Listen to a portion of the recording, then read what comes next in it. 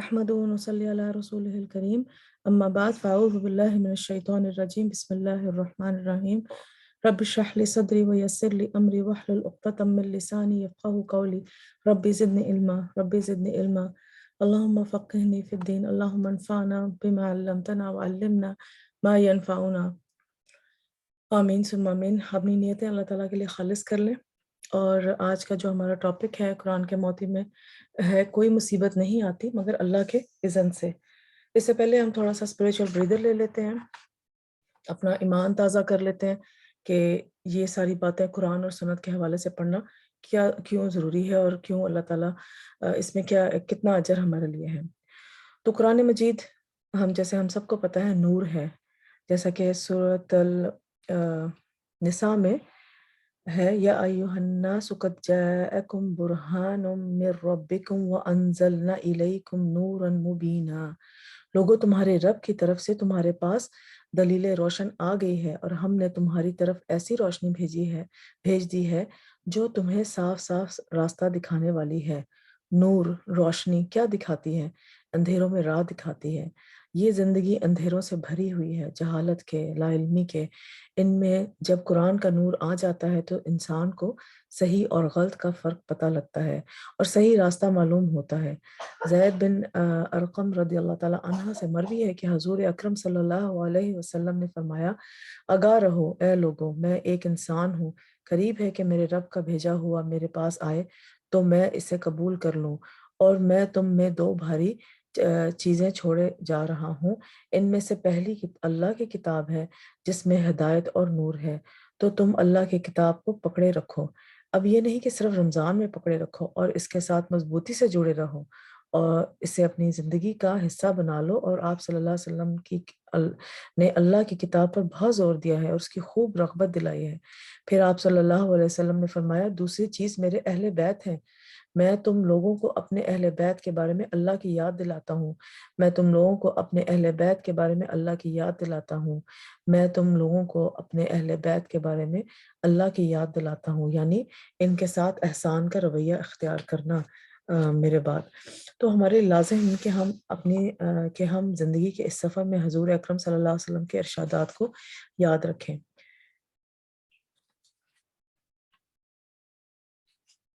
ज़ैद बिन Arkham रज़ियल्लाहु ताला से एक और रिवायत है कि नबी सल्लल्लाहु अलैहि वसल्लम ने फरमाया, अल्लाह अज़्ज़ व जल की किताब ही अल्लाह की रस्सी है। जो इसकी पैरवी करेगा वो हिदायत पर रहेगा और जो इसे छोड़ देगा वो गुमराही पर रहेगा।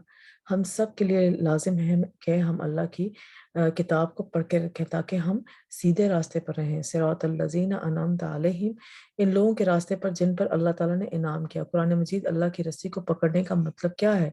यानी कि इसको पढ़ते रहें, इसको समझते रहें, इस पर गौर व फ़िक्र और तदब्बर करते रहें, क्योंकि किताब के आने का मकसद ही यही है। जैसे कि सूरह स्वाद में है, ये एक बड़ी बरकत वाली किताब है जो ए मोहम्मद सल्लल्लाहु अलैहि वसल्लम हमने आपकी तरफ नाज़िल की है, ताकि ये लोग इसकी आयत पर गौर करें और अक्ल व फ़िक्र रखने वाले इससे सबक लें, इसके इसरार, इसकी हिकमतों को जानें और अहले अक्ल इससे सबक हासिल करें। हसन बसरी रहमतुल्लाह कहते हैं कि कुरान इसलिए नाज़िल किया गया ताकि इस पर गौर व फ़िक्र किया जाए, लेकिन अमूमन हम सिर्फ इसकी किरात और इसके हिफ्ज़ को ही नेकी का काम समझते हैं, समझते नहीं, पढ़ते नहीं, गौर व फ़िक्र नहीं करते। तो कहते हैं ये नाज़िल ही इसलिए किया गया है ताकि इस पर गौर व फ़िक्र किया जाए, इस पर अमल किया जाए, लेकिन लोगों ने इसकी तिलावत को अपना अमल बना लिया है, यानी तिलावत को ही समझ लिया है। इमाम इब्न तैमिया कहते हैं कि जो हिदायत की गर्ज से कुरान में तदब्बर करता है, इसलिए हक का रास्ता वाज़िह हो जाता है। जैसे कि हम पिछली काफ़ी सारे सेशन में हमने ये पढ़ा कि अल्लाह ताला हिदायत किसको देता है। तो जो कुरान को उठा के पढ़ेगा और उसमें उससे हिदायत की नीयत होगी उसकी, और इस पे कुरान पे गौर व फ़िक्र करने की कोशिश करेगा, तो अल्लाह ताला ज़रूर उसको हक का रास्ता दिखाएँगे। यहया इब्न सईद से मरवी है कि वो कहते हैं, मैं और मोहम्मद बिन याहिया बिन हिब्बान दोनों बैठे हुए थे। मोहम्मद ने एक आदमी को बुलाया और उससे कहा, मुझे आपने अपने वालिद से सुना जो वो बताओ जो आपने अपने वालिद से सुना। इस आदमी ने कहा कि मेरे वालिद ने मुझे बताया कि ज़ैद बिन साबित जो कि एक सहाबी थे, इनके पास आए और इनसे पूछा, आपका 7 दिन में कुरान मुकम्मल कर लेने के बारे में क्या ख्याल है? तो ज़ैद ने कहा, ये अच्छा काम है, लेकिन इसमें आधे महीने या 10 दिन में पढ़कर मुकम्मल कर लूँ तो ये मुझे 7 दिन पढ़ने से ज़्यादा अज़ीज़ है। اور آپ مجھ سے پوچھیں کہ ایسا کیوں ہے؟ میں نے کہا کہ میں آپ سے پوچھتا ہوں کہ ایسا کیوں ہے؟ تو زید نے کہا کہ اس لیے کہ تاکہ قرآن پر غور و فکر کروں اور اس کے مسائل پر رک کر تدبر کروں۔ قرآن مجید کی تلاوت بھی کرتے ہوئے بھی کرنا چاہیے، رک رک کر اس پر غور کرنا چاہیے۔ اس لیے تلاوت کا معمول بھی آپ ترجمہ والے قرآن سے بنا لیجئے، خصوصاً جہاں نیچے لفظ کا ترجمہ لکھا ہوتا ہے، تاکہ پڑھتے پڑھتے آپ رک جائیں، اللہ سبحانہ تعالیٰ آپ سے کیا کہہ رہے ہیں اس پر غور و فکر کریں، کیونکہ قرآن مجید کی تلاوت اور اس کی سمجھ لازم ملزوم ہے۔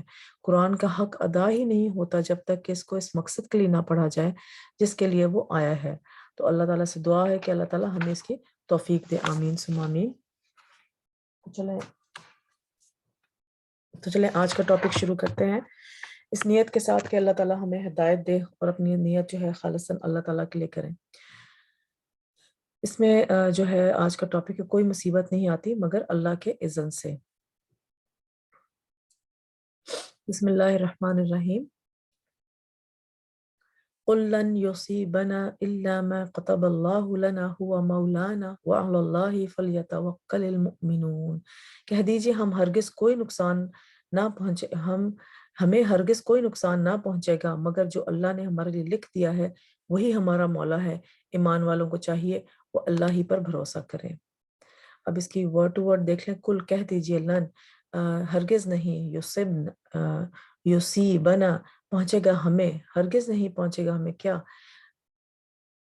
کچھ بھی، الا مگر، ما کتب اللہ جو لکھ دیا اللہ نے، لنا ہمارے لیے، کہ ہمیں کچھ بھی نہیں پہنچے گا مگر جو کہ اللہ تعالیٰ نے ہمارے لیے لکھ دیا۔ اور وہ اللہ تعالیٰ کون ہے؟ ہوا مولانا، وہ مولا ہے ہمارا، وعلی اللہ، تو ہمارا جب ہم نے یہ قبول کر لیا کہ وہ ہمارا مولا ہے، اب ہمارا کیا طریقہ ہے؟ وعلی اللہ، اور اللہ ہی پر فلیتوکل، بس چاہیے کہ توکل کرے، ایمان لانے والے بنے۔ تو یہ دنیا اللہ نے امتحان کے لیے بنائی ہے، یہ دیکھنے کے لیے کہ کون اچھے عمل کرتا ہے۔ اچھا عمل صرف وہی نہیں جو خوشحالی، صحت اور امن کی حالت میں کیا جائے، اچھا عمل وہ ہے جو کہ تکلیف اور تنگی کے آنے پر صبر کی شکل میں بھی کیا جائے۔ مومن نعمت ملنے پر جو ہے خوش ہوتا ہے اور اللہ کا شکر ادا کرتا ہے، تکلیف آنے پر اللہ سے ناراض نہیں ہوتا، وہ خوشی صبر کرتا ہے۔ اور صبر کیا ہے کہ آپ کا جو پہلا ریئیکشن ہے ٹورڈز دیٹ کلیمٹی، اس کی طرف آپ کا جو پہلا آپ کا رد عمل ہے اس مصیبت کی طرف، وہ کس طرح کا ہے؟ تو وہ اگر آپ نے صبر کے ساتھ کیا تو یہی اصل صبر ہے اور اسی کا اجر ملے گا، کیونکہ وہ جانتا ہے کہ دونوں ہی امتحان ہے۔ وہ جانتا ہے، یعنی کہ اللہ تعالیٰ کی نعمت بھی امتحان ہے کہ اس میں ہم بھول جاتے ہیں اللہ کا شکر کرنے، اور اللہ تعالیٰ کی جو ہے آزمائش اگر ہم پہ آئی ہے جو کہ ہماری ہی بھلائی کے لیے، تو وہ بھی ہمارے لیے امتحان ہے، کیونکہ اس میں ہم صبر کرنا بھول جاتے ہیں۔ تو دونوں ہی امتحان ہے۔ وہ جانتا ہے کہ اس کا رب اپنے بندوں پر ظلم نہیں کرتا، اور یوں کبھی آسانی تکلیف کے ساتھ ہی آتی ہے، کہ جیسے دن اور رات ہے اس طرح آج اچھا دن ہے تو آج دوسرا دن آزمائش کا بھی ہو سکتا ہے، مگر اللہ تعالیٰ نے ایک شرط رکھ دی ہے کہ میں نے تنگی کے ساتھ آسانی پیدا کی ہے۔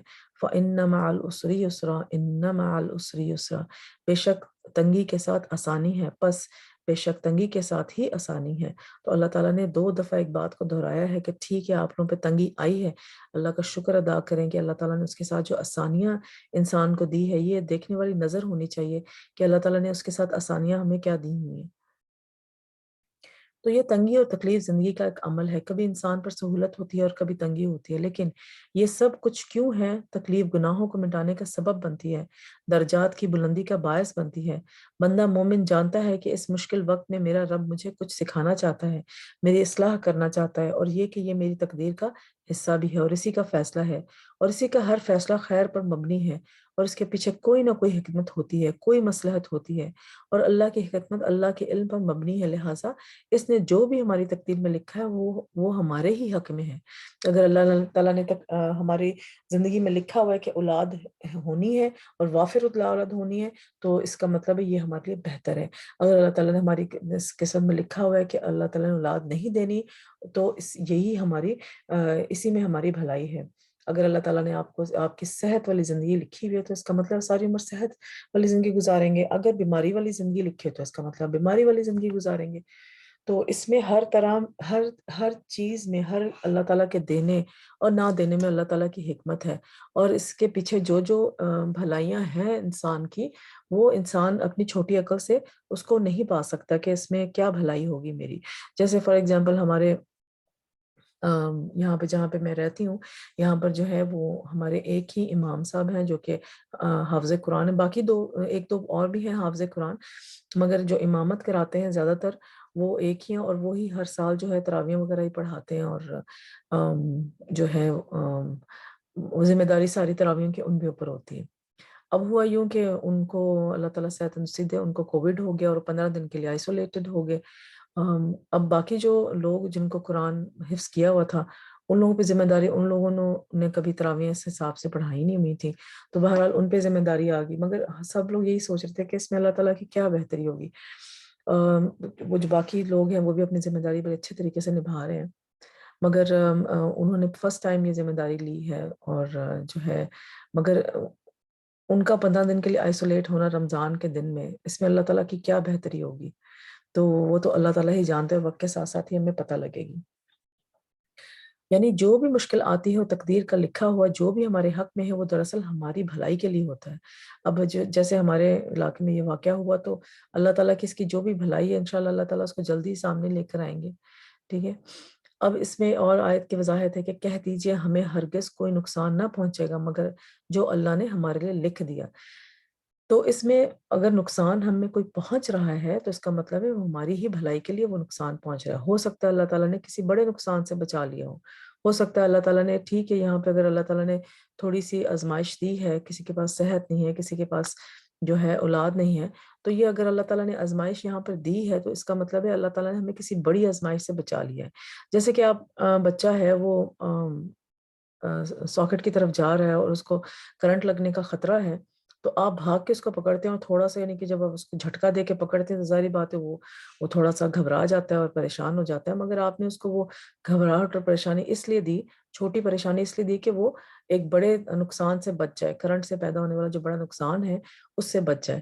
تو اللہ بھی اس لیے ہمیں جو نقصان اگر دیتا ہے ہماری زندگی میں، تو وہ اس چھوٹے نقصان جو ہے بڑے نقصان سے بچانے کے لیے وہ چھوٹا نقصان دیتا ہے۔ تو اللہ تعالیٰ کا یہ شکر ادا کیا کریں کہ اس حال میں کہ اللہ تعالیٰ نے ہمیں اس بڑے نقصان سے بچا لیا یہ چھوٹا نقصان دے کے، تو اس میں بھی اللہ کا شکر ادا کیا کریں۔ جیسے کہ حضور صلی اللہ علیہ وسلم کا طریقہ کار تھا کہ خوشی میں الحمدللہ کہتے تھے اور غمی میں الحمدللہ علی کل حال کہتے تھے، کہ دونوں صورتوں میں آپ نے الحمدللہ ہی کہنا ہے۔ جو نقصان کی صورت میں اس لیے الحمدللہ کہنا ہے کہ اللہ نے ہمیں کسی بڑے آزمائش سے بچا لیا، تو اللہ تیرا شکر ہے۔ تقدیر پر ایمان لانا چاہیے۔ اس آیت سے ثابت ہوتا ہے کہ یہ اللہ تعالیٰ کی تقدیر پر ایمان اور یقین کی برکت کا ذکر ہے، اور حقیقت یہ ہے کہ جس نے قضاء اور قدر میں اللہ تعالیٰ کے راز کو پا لیا، اس پر مصیبتیں آسان ہو جاتی ہیں۔ اب دیکھیں، پہلے سے اگر آپ ایک مائنڈ میں چیز تیار ہوگی کہ جو ہے وہ آپ کوئی مسئلہ ہونے والا ہے یا کوئی آزمائش آنے والی ہے، تو اس پہ وہ جو ریاکشن انسان کا ہوتا ہے وہ بہت مختلف ہوتا ہے اس سے جب انسان بالکل پریپیئرڈ ہی نہ ہو۔ تو جب ہمارا تقدیر پر ایمان لانے کا مقصد یہ ہے کہ ہم خوشی اگر ہے تو یہ سوچ کے رکھیں کہ یہ ہر وقت نہیں رہے گی، اور اگر آزمائش ہے تو تب بھی یہ سوچیں کہ یہ ہر وقت نہیں رہے گی، خوشی ضرور آئے گی۔ تو جب اس طرح سے ہم اپنا مائنڈ سیٹ بنا لیں گے تو پھر ہمیں ہر خوشی آنے کا انتظار رہے گا، اللہ کی پہ امید اور اللہ پہ توکل رہے گا، اور ہر خوشی پہ ہم اتنے خوش نہیں ہو جائیں گے کہ اللہ کی نافرمانیاں کر دیں کہ کہیں یہ خوشیاں چھن کے آزمائشوں میں نہ تبدیل ہو جائیں، کہ ہماری کوئی غلطی کا جو ہے اللہ تعالیٰ ہمیں پکڑ نہ لے، یا جو ہے وہ ہمیں کنٹرول طریقے سے اپنی زندگی گزاریں۔ تو مومن کا ہوتا بھی یہی ہے کہ حساب اس کی زندگی میں جو پرنسپل تو وہ اپنے ایک کنٹرول طریقے سے گزارتا ہے۔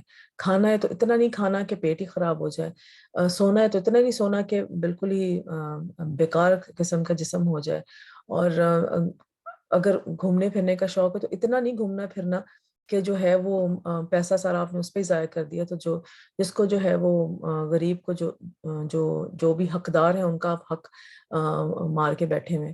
تو خوشی میں بھی انسان جو ہے اپنے آپ کو ایک کنٹرول طریقے سے رکھتا ہے، اور اللہ تعالیٰ کو یاد ہمیشہ رکھتا ہے کہ خدا نہ خواستہ پھر آزمائش اگر کبھی آئے گی تو جو ہے اس میں بھی اللہ تعالیٰ کو ہم پکارنے والے ہوں، ہماری آواز جو ہے نا اس ٹائم پہ اللہ تعالیٰ کو اور فرشتوں کو عجیب نہ لگے کہ یہ کون ہے پکار، یہ کون ہے جس نے آج تک دعا نہیں کی اور آج دعا کر رہا ہے، تو پھر جو ہے وہ ہم ایک ہی ہمارا اسٹیبلائز طریقہ ہو، ایک ہی طریقہ ہو، میانہ روی والا طریقہ ہو۔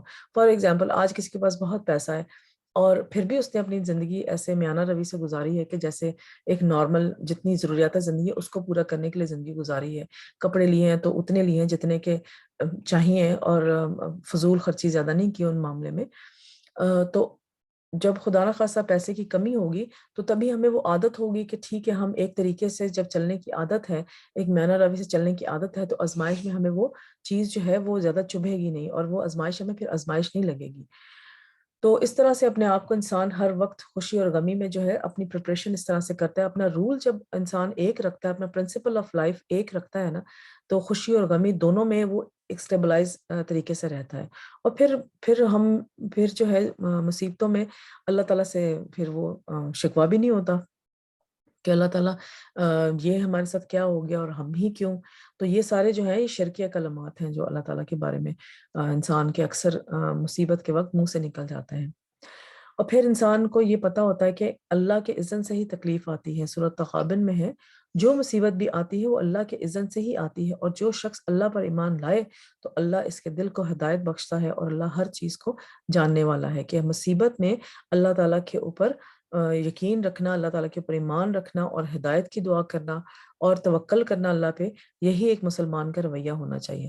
ہمارا نفع نقصان بھی اللہ کے ہاتھ میں، جیسے کہ سورہ یونس میں ہے کہ اگر اللہ تمہیں کوئی تکلیف پہنچائے تو اس کے سوا اسے کوئی دور کرنے والا نہیں، اگر وہ تمہارے ساتھ کسی بھلائی کا ارادہ کر لے تو کوئی اس کے فضل کو ہٹانے والا نہیں، وہ اسے اپنے بندوں میں سے جس کو چاہے پہنچا دیتا ہے، اور وہی بے حد بخشنے والا نہایت رحم کرنے والا ہے۔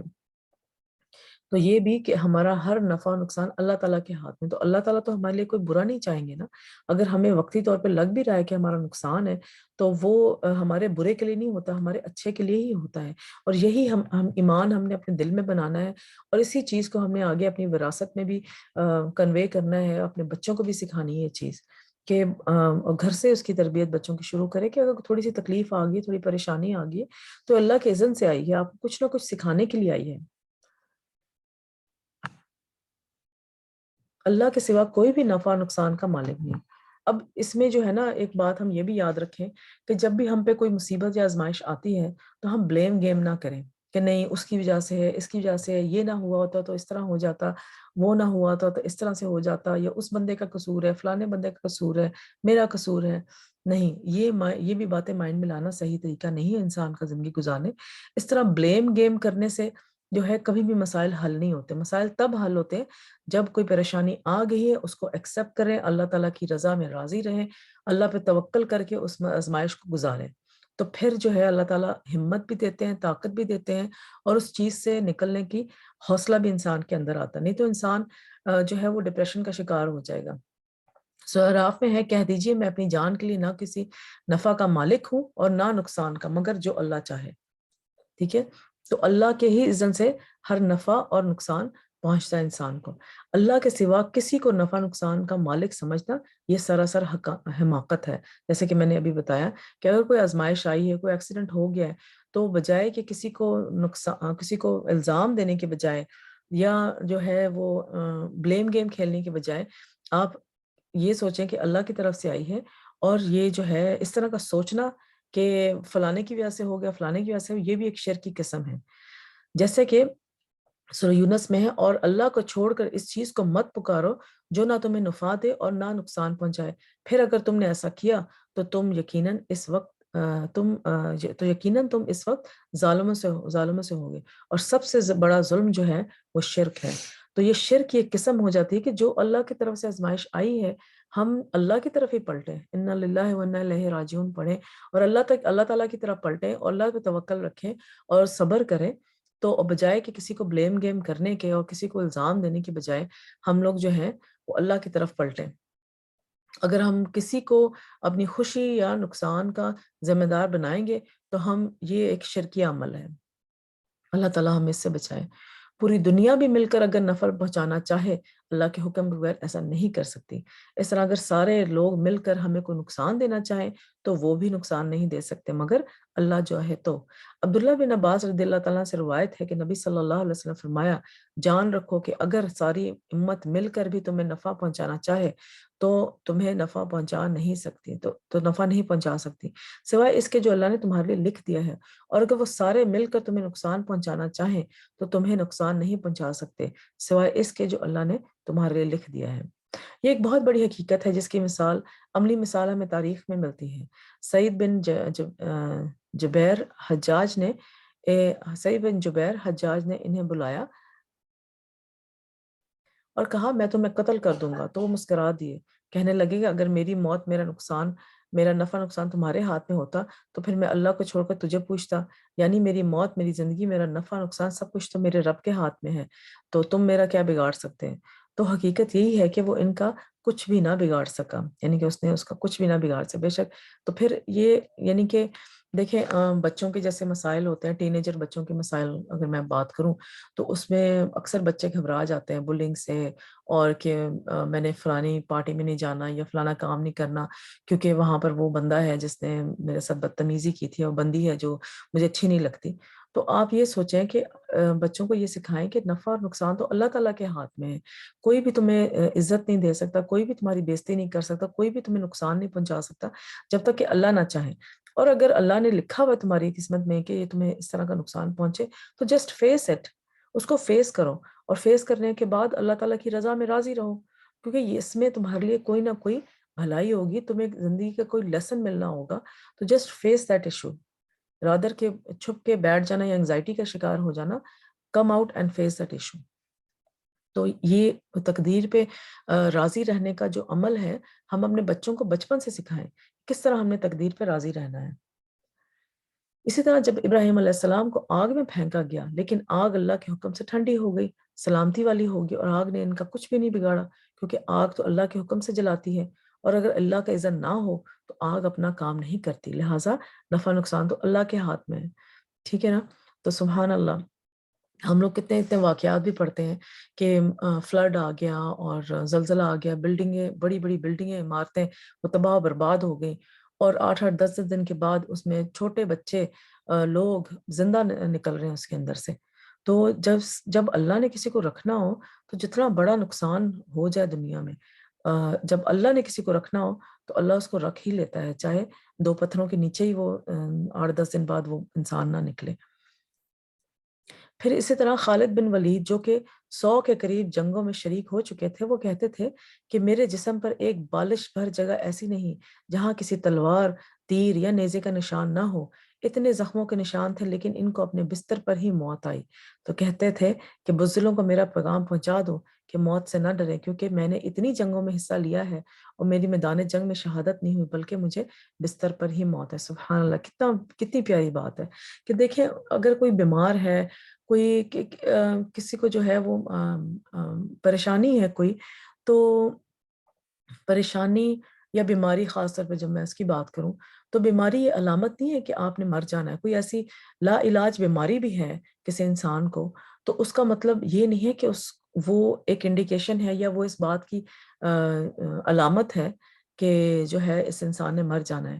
ہمارے کتنے لوگ جو کینسر کے مریض ہوتے ہیں وہ سالوں سال جیتے ہیں، ڈاکٹرز نے تھوڑا ٹائم دیا ہوتا ہے کہ چاہتے 2-3 مہینے کا ٹائم ہے، مگر اگر وہ بالکل ڈیتھ بیڈ پہ بھی ہوں تو کوئی بھی اس بات کو نہیں کہہ سکتا کہ کون سے دن پہ، کون سے ٹائم پہ، کون سے وقت پہ اس کی موت آنی ہے۔ تو ایون اینڈ سٹیج کینسر کے پیشنٹس بھی سالوں سال جیتے ہیں، جس کا کہ پہلے کوئی علاج نہیں تھا اور ابھی بھی کوئی علاج نہیں، لا علاج بیماری ہے۔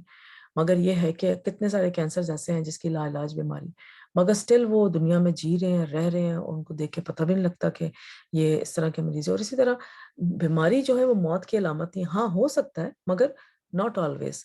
تو اسی طرح جنگوں میں حضرت خالد بن ولید نے جس طرح جنگوں میں اتنی جنگیں لڑی اور شہادت کا ان کو اتنا شوق تھا، مگر سٹل ان کو موت اپنی بستر پر ہی آئی، یعنی کہ ان زخموں نے، ان جتنے بھی ان کے نشان ان کے جسم پر تھے، انہوں نے ان کو موت کے قریب نہیں، موت ان کی وجہ سے نہیں ان کو آئی، موت انہوں نے اپنی ہی ٹائم پہ جب وہ بستر پر تھے تو وہاں پر کسی بیماری کی وجہ سے آئی ہوگی۔ یہ یقین اگر انسان کو ہو جائے کہ موت بھی اللہ کے اذن سے ہے، بیماری بھی اللہ کے اذن سے ہے، اور اسی طرح خوشحالی بھی اللہ کے اذن سے ہے، یہ بھی اسی نے دی ہے، تو پھر انسان کے اندر کا دباؤ، خوف اور غم اسے دور ہو جاتا ہے اور ہر حال میں امن سے جینا سیکھ لیتا ہے۔ تو ایک اور میں آپ کو ٹپ یہ دوں گی کہ ہمیشہ اپنے پریزنٹ میں جئیں۔ پچھلی جو کل گزر چکا ہے اس کو یاد کر کر کے پچھتائیں مت کہ کل یہ تھا وہ تھا اس طرح، مگر ہاں ٹھیک ہے اس سے لیسنز آپ نے لینے لیں، ڈیفینیٹلی لیں، مگر اس پہ کہ میں کاش یہ کر لیتی تو آج میں اس طرح ہوتی، یا میں کاش وہ کر لیتی تو آج اس طرح ہوتا۔ تو کل کو جو ہے نا وہ جو گزر گیا کل، اس کو خیر بات کہہ دیں اور آج میں جئیں، اور آگے آنے والے کل کے خوف میں نہ جئیں، پتہ نہیں کل کیا ہوگا، یا کل یہ نہ ہو جائے، آج میں یہ کر لوں تو آج میں جینے کے لیے آپ کو اپنا اگلا اور پچھلا بھلانا پڑے گا، ان کا اپنا فیوچر اور پاسٹ جو ہے وہ بھلانا پڑے گا، پھر ہی آپ آج میں خوش رہ کے جی سکتے ہیں۔ اللہ کو وہی پہچانتا ہے جو تقدیر میں، اللہ کو وہی پہنچتا، انسان کو وہی پہنچتا ہے جو تقدیر میں لکھا ہوا ہے۔ اللہ کے فیصلے بہت پہلے لکھے جا چکے ہیں۔ حضور اکرم صلی اللہ علیہ وسلم نے فرمایا اللہ تعالیٰ نے سب سے پہلے قلم کو پیدا کیا تھا اور اسے مستقبل میں ہونے والی ہر چیز کو لکھنے کا حکم دے دیا تھا کہ تا قیامت، حضرت آدم علیہ السلام سے لے کر تا قیامت جو کچھ تھا وہ اللہ تعالیٰ نے اس قلم سے لکھ دیا۔ عبداللہ بن عمرو بن عاص رضی اللہ تعالیٰ سے روایت ہے کہ وہ کہتے ہیں کہ میں نے حضور اکرم صلی اللہ علیہ وسلم کو فرماتے ہوئے سنا کہ اللہ نے آسمان اور زمین کی تخلیق سے 50,000 سال پہلے مخلوقات کی تقدیریں لکھ دیں، اور اللہ کا عرش پانی پر ہے، کہ اللہ نے بہت سال پہلے ہماری تقدیریں لکھ دی ہوئی ہیں، اور وہ جو تقدیروں کا جتنا بھی وہ سارا جو اللہ تعالیٰ نے لکھا ہوا ہے وہ لوح محفوظ میں اللہ تعالیٰ کے پاس محفوظ ہے۔ کوئی مصیبت، انسان سورہ حدید میں ہے، کوئی مصیبت نہ زمین پر پہنچتی ہے اور نہ تمہاری جانوں پر، مگر وہ ایک کتاب میں لکھی ہوئی ہے اس سے پہلے کہ ہم اسے پیدا کریں، یقیناً اللہ پر بہت آسان ہے، تاکہ تم نہ اس پر غم کرو جو تمہارے ہاتھ سے نکل جائے اور نہ اس پر اکڑ جاؤ جو وہ تمہیں عطا فرمائے۔ اللہ کسی تکبر کرنے والے، بہت فخر کرنے والے سے محبت نہیں کرتا۔ یعنی کہ خوشی پہ اکڑنا نہیں ہے، اتنا خوش نہیں ہو جانا کہ اللہ کو ہی بھول جائے، اور غمی میں بھی اتنا دکھ میں نہیں چلے جانا کہ اللہ کو قصوروار ٹھہرانا شروع کر دیں، یا شرک کرنا شروع کر دیں، یا ایسے غیر ادب الفاظ منہ سے نکالنا شروع کر دیں کہ اللہ تعالیٰ کی ناراضگی کا سبب بن جائیں۔ اب خوشی میں انسان تکبر میں اکثر آ جاتا ہے، تو اس میں جو ہے وہ بار بار اپنے آپ کو ٹٹولے کہ میں کہیں تکبر میں تو نہیں آ گئی۔ تکبر کرنے والا سمجھتا ہے کہ سب کچھ اس کی محنت اور کوشش کا نتیجہ ہے، ٹھیک ہے؟ جب آپ یہ سوچیں کہ خوشی کے ٹائم پہ یہ سب آپ کی محنت اور کوشش کا نتیجہ، اس کا مطلب ہے آپ تکبر میں ہیں، اور جب اس کی محنت کا نتیجہ سامنے آتا ہے تو وہ اس پر اترانے لگتا ہے اور فخر کرنے لگتا ہے۔ تو اس سے یہ سبق ملتا ہے کہ انسان کو جب کوئی نعمت ملے تو اس پر اترائے نہیں، کیونکہ یہ اس پر اللہ کا فضل ہوا ہے۔ بہت سے لوگ ایسی محنت اور ایسی کوششیں کرتے ہیں، وہ اس نتیجے کو نہیں پہنچتے، یا وہ فائدہ حاصل نہیں کر پاتے جو اللہ کے دینے سے ہی انسان کو ملتا ہے۔ یعنی کہ اگر انسان کو اللہ تعالیٰ نے کوئی چیز عطا کی ہوئی ہے تو اس کا مطلب یہ نہیں کہ اس نے بہت ہی کوئی مارکا مارا ہوا ہے تو اس نے کوئی چیز ہے، تو کسی انسان نے ہو سکتا ہے آپ سے ڈبل محنت کی ہو، اس کو وہ نہیں ملا جو آپ کو مل گیا ہے۔ تو کبھی بھی یہ نہ سوچیں کہ یہ جو کچھ مجھے ملا ہے یہ اللہ تعالیٰ نے، یہ جو ہے میری اپنی کوئی محنت ہے۔ ٹھیک ہے آپ کی محنت اور آپ نے کوشش تو کی، اور کرنی بھی چاہیے انسان کو، مگر جو آپ کو اگر اللہ تعالیٰ آپ کو بالکل وہ کیلکولیٹ کر کے دینا شروع کر دینا کہ آپ کی محنت اور کوشش کے نتیجے میں جو کیلکولیشن سے اللہ تعالیٰ آپ کو دینے شروع کر دینا، تو ہم کبھی بھی اس دینے پہ راضی نہ ہوں۔ تو جو اللہ تعالیٰ نے ہمیں دیا ہے وہ اللہ تعالیٰ کا فضل ہے، اور اس دینے پر بھی آزمائش ہے۔ صحابہ کرام جو تھے جب ان کو نعمتیں ملنا شروع ہو جاتی تھی دنیا کی، تو وہ گھبرانا شروع ہو جاتے تھے کہ ساری ہمیں یہیں تو نہیں مل گئی۔ تو اسی لیے جب بھی ان کے پاس کوئی بھی چیز وافر مقدار میں ہوتی تھی وہ ہمیشہ بانٹ دیتے تھے کہ اللہ تعالیٰ نے ہمیں دی ہوئی چیز، اس کا مطلب ہے اس میں کسی اور کا بھی حق ہے۔ اگر ہم وہ حق اس کے اللہ تعالیٰ نے ہمیں دینے والا بنایا ہے تو اس میں کسی اور کا بھی حق ہے، اور اس حق کو ہم نے خود ڈھونڈ کے اس بندے تک پہنچانا ہے، یا اللہ تعالیٰ سے دعا کریں کہ اللہ تعالیٰ مجھ سے وہ کام لے لیں جو یہ فضل اللہ تعالیٰ آپ نے ہمیں دیا ہے۔ تو خود اس کو تلاش کریں، خود اس کو جو ہے وہ اپنے آس پاس دیکھیں کہ کہاں پر جو ہے وہ اللہ تعالیٰ نے مجھے توفیق تو دی ہے، مگر یہ توفیق کس کے لیے دی ہے، اللہ تعالیٰ وہ جلد سے جلد میرے سامنے لیا۔ تو اس میں جو ہے وہ سب سے پہلے تو ہمیشہ یہ خیال رکھا کریں کہ آپ نے اپنے رشتہ داروں کا حق ادا کرنا ہے، ٹھیک ہے. فار ایگزامپل اگر آپ کوئی ایسا رشتہ دار ہے جو کہ آپ کی پہنچ سے دور ہے مگر آپ اس کو کال کرنا چاہ رہے ہیں, کال نہیں ہو پا رہی, تو پیمنٹ کر کے کہیں بھی کوئی بھی آپ پیمنٹ کریں. اور جیسے یوزلی تو سوشل میڈیا اور یہ ساری چیزیں استعمال کر کے ہم فری کال کرتے ہیں, مگر اگر آپ واقعی سے بات کرنا چاہ رہے ہیں, فری کال کرنا تھوڑا مشکل ہو رہا ہے, یا واٹس ایپ پہ یا کسی بھی سوشل میڈیا کے ذریعے اس کو اپروچ کرنا مشکل ہو رہا ہے, تو ڈائریکٹ اس کے فون نمبر پہ کال کر لیں. اور اس کے لیے کافی سارے ایسے ہیں ٹولز اینڈ سافٹ ویئرس جس کو آپ پے کر کے تو آپ اس سے بات کر لیں. تو یہ بھی آپ یہ نہ سوچیں کہ میں نے بڑا کام کیا جی, پیمنٹ نہیں کے بغیر بھی لوگ آج دنیا میں کال کرتے ہیں, میں پے کر کے اس بندے کو کال کروں. نہیں, اللہ تعالیٰ نے آپ کو دیا ہوا ہے, پیسہ دیا ہوا ہے, تو آپ ادھر لگائیں اور اس کے ساتھ بات کریں, اس کے صلح رحمی کا طریقہ اختیار کریں. اگلا بندہ بھی کتنا خوش ہوگا کہ میں یہ بندہ مجھے اپروچ نہیں کر پا رہا تھا, تو جو ہے اس نے لائک آج کل یعنی کہ بڑا عجیب لگتا ہے کہ کسی نے پے کر کے کال کی ہے, تو وہ بندہ بھی بڑا خوش ہوگا, اس کو اپنی اہمیت کا اندازہ ہوگا, اور پھر ہو سکتا ہے آپ اس کی دعاؤں کا جو ہے وہ دعاؤں میں شامل ہو جائیں, اور اللہ تعالیٰ جو ہے نا آپ پہ اور فضل کرے گا. تو یہ تو ایک چھوٹی سی اگزامپل دی تھی. اس طرح کی بہت ساری چیزیں جب انسان کے پاس فضل اور نعمت ہوتی ہے تو انسان اس طرح کی بہت ساری چیزیں جو ہے وہ سوچ سکتا ہے اور ان کو اپنے عمل میں لا سکتا ہے. تو سورہ حج میں بھی یہ بتایا گیا کہ قیامت تک ہونے والی ہر چیز لکھی جا چکی ہے.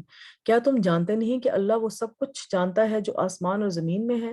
بلا شبہ یہ سب کچھ ایک کتاب لوح محفوظ میں درج ہے. اللہ کے لیے بات بالکل آسان ہے. سورہ یاسین میں بھی ہے وَكُلَّ شَيْءٍ أَحْصَيْنَاهُ فِي إِمَامٍ مُبِينٍ, اور ہم نے ہر چیز کا ایک واضح کتاب لوح محفوظ کہ اللہ تعالیٰ کے پاس جو کتاب ہے اس میں ریکارڈ رکھا ہوا ہے, اور اللہ تعالیٰ اپنے اذن سے ہی اس ریکارڈ کو فرشتوں کو تک دیتے ہیں, اور جو کہ پھر دنیا میں وہ عمل میں آتی ہیں چیزیں. فار ایگزامپل جیسے بچہ ہے, کوئی پریگننٹ عورت ہے, تو تھرڈ کے تیسرے کے چوتھے مہینے میں اس میں روح پھونکی جاتی ہے, اور اس میں اس کی بھی تقدیر کا فیصلہ جو ہے وہ لوح محفوظ سے اللہ تعالیٰ وہ جو بھی اس کی تقدیر میں لکھا ہوا ہے وہ فرشتوں کے ذریعے دیتے ہیں, اور پھر اس میں روح پھونکتے ہوئے جو ہے اس کی تقدیر کا فیصلہ بھی تب کیا جاتا ہے. تو اس لیے جو بھی پریگننٹ عورتیں ہیں یا ارلی پریگننسی جن کو ہے, تو اس میں بہت زیادہ اللہ کا کلام پڑھیں اور اللہ تعالیٰ سے دعا کریں کہ اللہ تعالیٰ میرے اندر جو روح پھونکے گا, اللہ تعالیٰ اس کو جو ہے وہ دین اور دنیا کے لیے ایک عظیم مثال بنانا, اور آخرت اور دین کی جو ہے دین اور دنیا کی بھلائی اس میں ہو. ہر چیز تقدیر سے ہے. طاؤس کہتے ہیں کہ میں نے حضور اکرم صلی اللہ علیہ وسلم کے معتد صحابہ سے ملاقات کی ہے, وہ کہتے ہیں کہ ہر چیز تقدیر سے وابستہ ہے, کوئی چیز بھی تقدیر سے آگے نہیں بڑھ سکتی. نبی صلی اللہ علیہ وسلم فرمایا اگر تقدیر سے کوئی چیز سبقت لے سکتی تو وہ نظر ہے. عمر, رزق, عمل سب کچھ تقدیر سے ہے. ابو دردہ رضی اللہ تعالیٰ سے مروی ہے, وہ کہتے ہیں کہ میں نے حضور اکرم صلی اللہ علیہ وسلم کو فرماتے ہوئے سنا, اللہ ہر بندے کی تخلیق میں 5 چیزیں لکھ چکا ہے, اس کی عمر, اس کا رزق, اس کا عمل, اور یہ کہ وہ شقی ہوگا یا سعید ہوگا.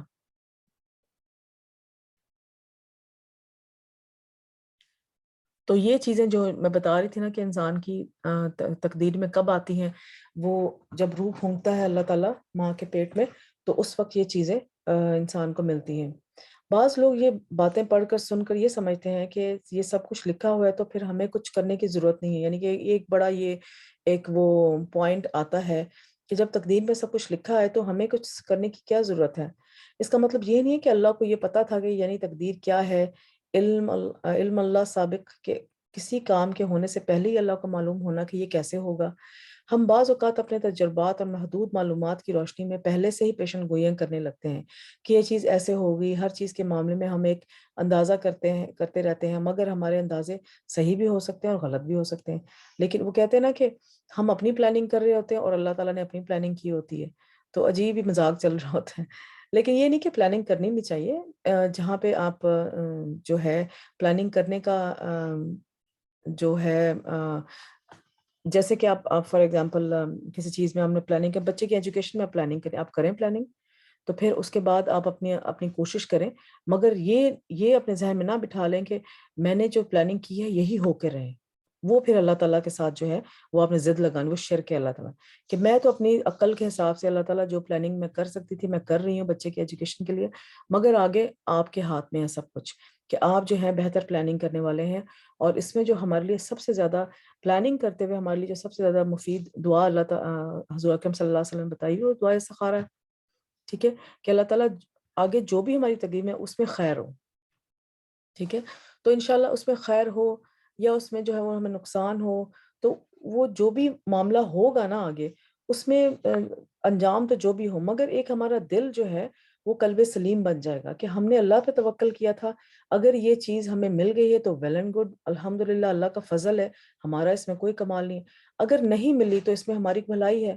تو مومن کے لیے وہی بات آ گئی نا کہ ہمیشہ ون ون سچویشن ہوتی ہے. وہ اگر جیت بھی گیا ہے تو ون سچویشن ہے، اگر ہار بھی گیا ہے تو وہ ون ہے کہ اللہ تعالیٰ نے کسی وجہ سے اس کی بھلائی کے لیے یہ کام روک لیا ہوگا اس سے.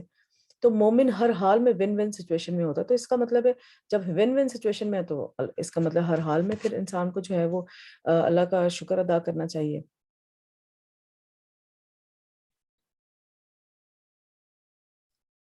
تو اس سے ہمارے اندازے صحیح بھی ہو سکتے ہیں اور غلط بھی ہو سکتے ہیں، لیکن اللہ کا جو اندازہ ہے، علم ہے کسی بھی چیز کے بارے میں وہ غلط نہیں ہے اور اس میں کوئی خطا نہیں ہے. اگر اللہ کو یہ پتہ نہ ہو، یعنی اللہ کو اول سے آخر تک جو ہونے والا علم ہے سب علم تھا اور اللہ کو پتہ نہ ہو تو اس کا علم کامل ہی نہیں ہو سکتا، پھر وہ الہ کیسے ہو سکتا ہے؟ تو یہ بالکل بنیادی چیز ہے کہ اس کو معلوم تھا کہ میں کون سی چیز پیدا کروں گا اور اس کو کیا کیا دوں گا، وہ اس کو کیسے استعمال کرے گا، تو اس نے پہلے سے ہی لکھا ہوا ہے. تو یعنی گویا انسان کا ہر عمل اللہ کے علم میں ہے. تو ہمارا کرنے، جب تقدیر میں اللہ تعالیٰ نے ہر چیز لکھ دی ہوئی ہے، ہمارا کرنے کا کام کیا ہے کہ ہم اپنی عقل سے جو ہے وہ زندگی گزاریں اور اللہ تعالیٰ کی اطاعت میں زندگی گزاریں. جو فضل اللہ تعالیٰ کا آ رہا ہے اس میں بہت تکبر میں نہ آ جائیں، اور جو آزمائش اللہ تعالیٰ کی طرف سے آ رہی ہے اس میں صبر کریں اور پھر جو ہے وہ آگے توکل اللہ کریں.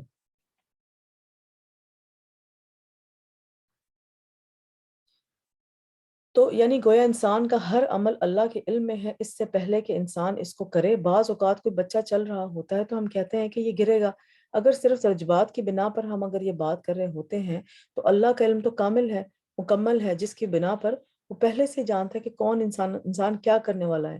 کبھی کبھی اللہ نے اتنی عقل دے دی ہوتی ہے کہ ہم تھوڑی سی جو ہے وہ پروڈکشن کر سکتے ہیں کہ یہ اس طرح کا کام کر رہا ہے تو کہیں اس کے ساتھ یہ نہ ہو جائے. تو جب ہم اپنے چھوٹی عقل سے یہ اندازہ لگا سکتے ہیں تو اللہ کو اللہ تو کامل علم والا ہے، تو اس کو تو ہر چیز کا پتہ ہے. تو اللہ تعالیٰ نے ہمیں ارادے کا ایک قوت دی ہوئی جو کہ اللہ تعالیٰ نے جن اور انسان کے علاوہ کسی کو نہیں دی ہوئی. تو وہ خوشی اور غمی میں اپنے اس عقل کو استعمال کرے کہ میں نے خوشی میں کیا طریقہ اختیار کرنا ہے اور غمی میں کیا طریقہ اختیار کرنا ہوگا. وہی جو تقدیر میں لکھا ہوا ہے. ایک چیز صرف تقدیر کو بدل سکتی ہے اور وہ ہے دعا. انسان کی رنگت اور مزاج بھی تقدیر سے ہے. حضور کرم صلی اللہ علیہ وسلم فرمایا بے شک اللہ نے آدمی کو ایک مٹھی مٹی سے پیدا کیا جسے ساری زمین سے جمع فرمایا تھا.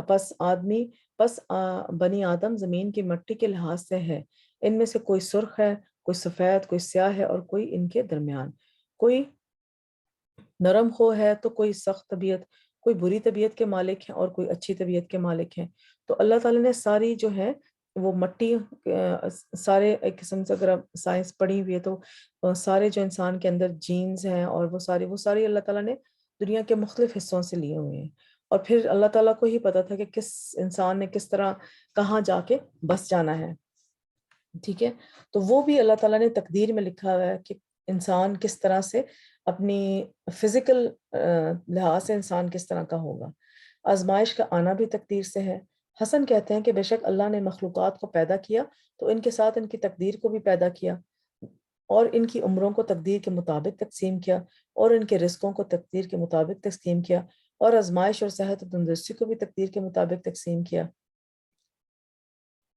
ٹھیک ہے، جو اللہ تعالیٰ کی تقسیم ہے. تو اللہ تعالیٰ کی تقسیم پہ کبھی بھی ہمیں ڈاؤٹ نہیں کرنا چاہیے کہ اللہ تعالیٰ نے یہ تقسیم کیوں رکھی. اللہ اس میں ہر طرح سے اللہ تعالیٰ کی جو ہے بھلائی ہے. حضرت حضر موسیٰ علیہ السلام کا واقعہ سورہ کہف میں تو وہ ہمیں یہ بات یاد دلاتا ہے کہ جو ہے وہ اللہ تعالیٰ نے جو بھی تقدیر میں لکھا ہے وہ اچھا لکھے. اسی طرح ایک جگہ سے گزرے تو وہاں پہ ایک بچہ تھا، اور حضرت خضر نے جو تھا اس بچے کو مار دیا، اور حضرت موسیٰ پریشان ہو گئے کہ یہ تو معصوم سا بچہ تھا، ناحق قتل کرنا جو ہے وہ اچھی بات نہیں ہے۔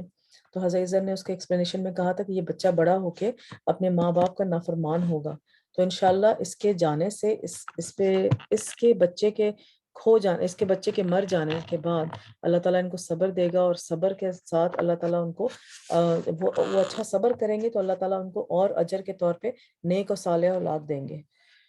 تو کسی چیز کا کھو جانا جو ہے وہ یہ نہیں ہے کہ آپ کی کوئی بدبختی تھی، وہ چیز آپ سے چلی گئی ہے، وہ آپ کی قسمت میں ایسے ہی لکھا ہوا تھا، اور اللہ نے اسی طرح آپ کو اسی مرحلے سے آپ کو گزار کر تو آگے آپ کو وہ چیز دینی تھی۔ فار ایگزامپل میرے مائنڈ میں ایک واقعہ آ رہا ہے کہ ایک جیسے فار ایگزامپل کسی کی شادی ہوئی اور اس نے استخارہ کر کے اللہ تعالیٰ کے مشورے سے شادی کی، ٹھیک ہے، اور 1-2 سال بعد طلاق ہو گئی۔ اب وہ بندے لوگ تو پریشان کہ ہم تو استخارہ کیا تھا تو یہ تو نہیں ہونا چاہیے تھا۔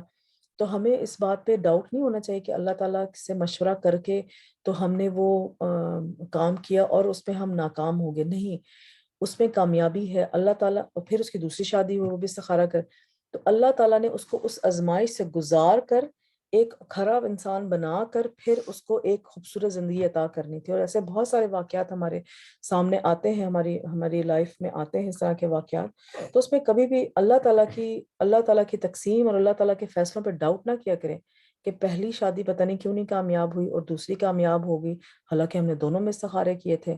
تو اللہ تعالیٰ نے پہلے اس کو وہ آزمائش دینی تھی، اور اس کے بعد وہ اللہ تعالیٰ نے اس کو ایک اچھی زندگی عطا کرنی تھی۔ فار ایگزامپل بچوں کو، جیسے بچوں کو سمجھانے کے لیے آپ یہ بات، کبھی کبھی بچے پریشان ہو جاتے ہیں نا، ہمیں کیوں اس طرح سے ہو گیا یا اس طرح، تو ان کو سمجھانے کے لیے آپ بات کریں کہ آپ سمپل ایک، اگر آپ نے اوون میں کیک ہی بیک کرنا ہے تو اس بیچارے کیک کو اوون کی کتنی سخت گرمی برداشت کرنی پڑتی ہے، پھر وہ کہیں کھانے کے قابل ایک چیز بنتی ہے۔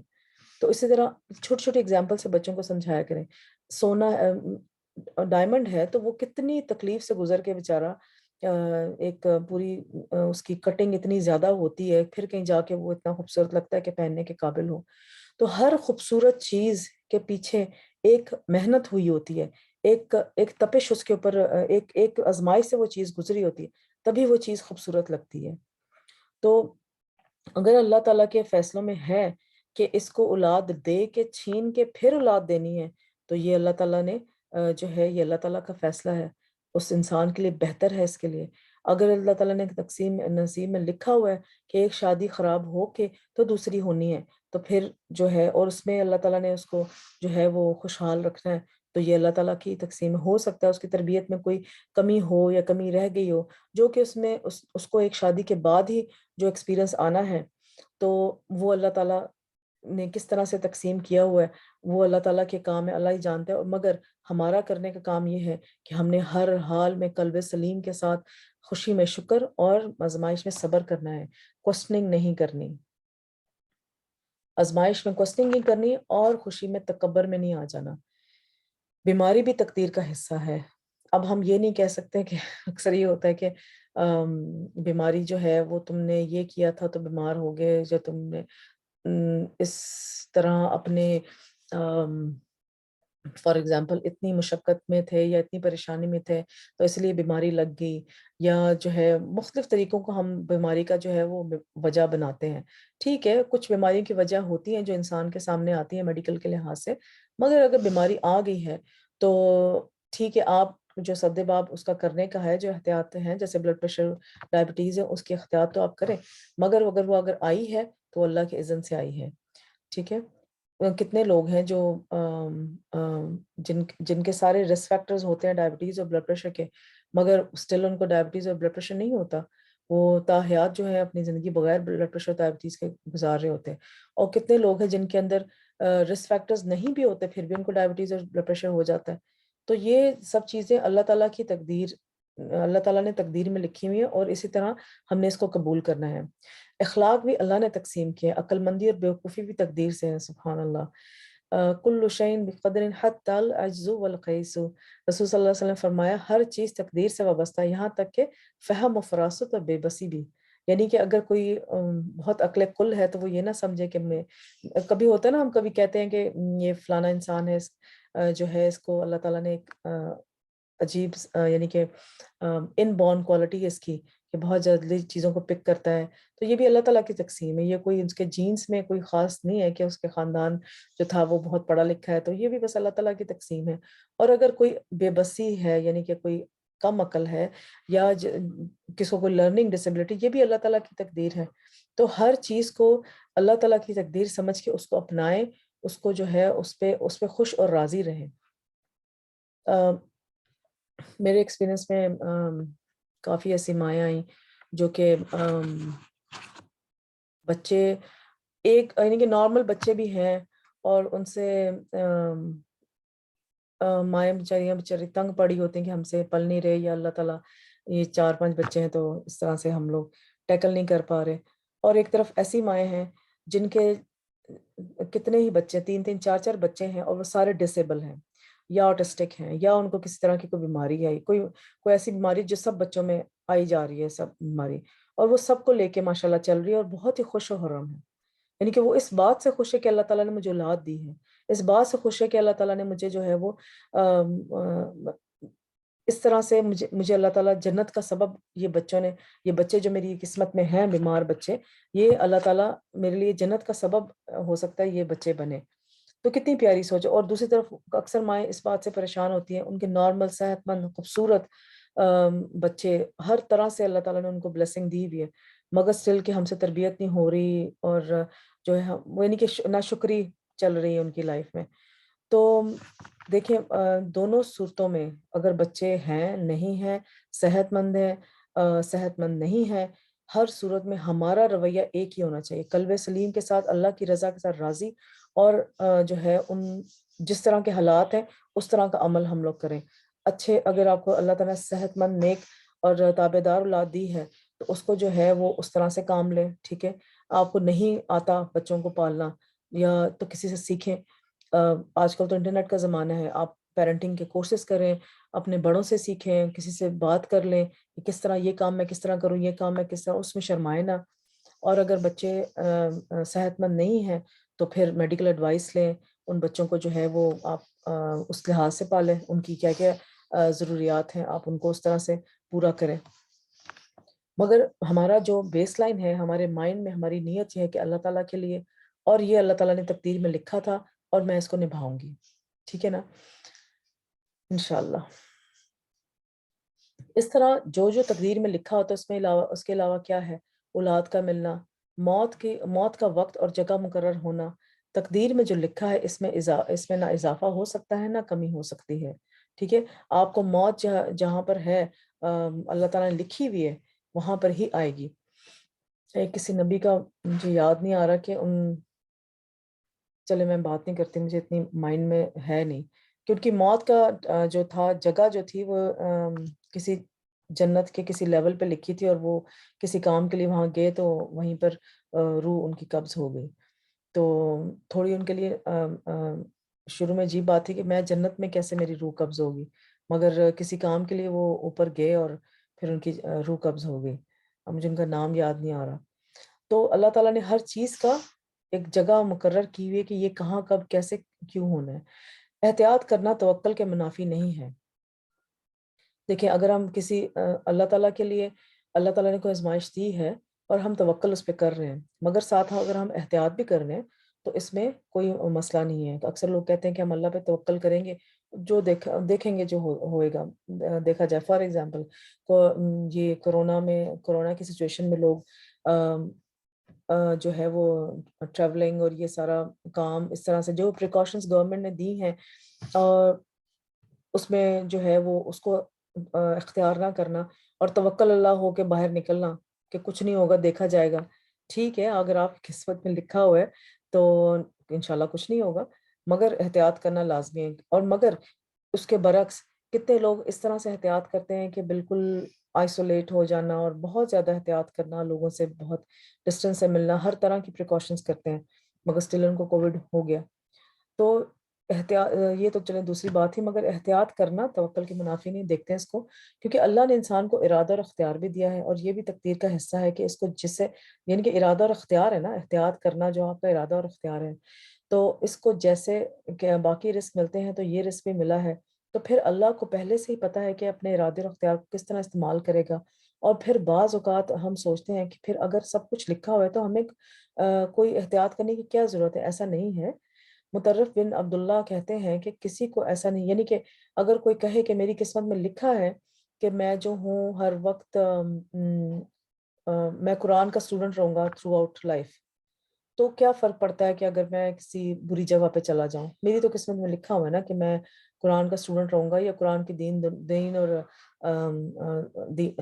دین کی تبلیغ کرتا رہوں گا، تو مجھے محفلوں میں جا کے، اس طرح کی محفلوں میں جا کے بیٹھنے کی کیا ضرورت ہے؟ علماء کی محفل میں میرا دل کر رہا ہے کہ میں جہاں مرضی جاؤں، اس طرح نہیں ہے، احتیاط تو کرنی ہے۔ مطرف بن عبداللہ کہتے ہیں کہ کسی کو ایسا نہیں ہونا چاہیے کہ وہ اونچے پہاڑ پر چڑھ کر خود کو اس سے نیچے گرا لے اور کہے کہ یہ میرے رب نے میری تقدیر میں مقرر کیا ہے، بلکہ اسے احتیاط اور کوشش کرنی چاہیے اور بچاؤ کرنا چاہیے۔ پھر اگر اسے کوئی تکلیف پہنچے تو وہ یقین رکھے کہ یقیناً اسے کوئی مصیبت نہیں پہنچ سکتی مگر صرف اللہ نے جو اس کے لیے لکھ دی ہے۔ بچوں کے لیے چھوٹے چھوٹے، جیسے آپ بچوں کو پڑھاتے ہیں، آپ گھر میں بچے ہیں تو ان کے ساتھ چھوٹے چھوٹے سیشنز کریں کہ ٹھیک ہے، اگر یہ آپ کے پاس تکلیف آ گئی، آپ کو کوئی چیز چبھ گئی ہے یا چھری لگ گئی ہے، تھوڑا بلڈ نکل آیا ہے، تو بچے پریشان ہو جاتے ہیں، رونا شروع کر دیتے ہیں، تو اس میں بچوں کو شروع سے ان کی گھٹی میں ڈالیں یہ بات کہ یہ اللہ تعالیٰ کی طرف سے ہوا ہے، اللہ تعالیٰ نے اس میں کوئی آپ کے لیے بہتری لکھی ہوگی، ہماری عقل ابھی چھوٹی ہے، ہمیں نہیں پتا کہ اس میں کیا ہمارے لیے بہتری ہو سکتی ہے، تو جو ہے اس کو اللہ کا اذن سمجھ کے قبول کرو اور الحمدللہ بولو۔ تو جب بچپن سے بچوں کو یہ باتیں بتانی شروع کریں گے نا، اور ان کے دل اور دماغ میں یہ باتیں لائیں گے، تو وہ لائف کے چیلنجز میں جب وہ انڈیپینڈنٹ ہوں گے تو اتنی آسانی سے نہیں گھبرائیں گے انشاءاللہ تعالیٰ۔ تو یہ بات ہوئی۔ ٹھیک ہے۔ I just wanted to say it's Idris alayhi salam, the second prophet, I think. یس یس یا سو ادریس علیہ السلام تھے جو کہ جن کی روح جو تھی وہ جنت میں قبض کی گئی تھی، اور وہ کسی کام کے لیے جنت میں گئے تھے تو وہیں پر موت کا فرشتہ ان سے آ ملا۔ Yeah, he wanted to talk to the angel of death because he wasn't ready to be taken away from the earth.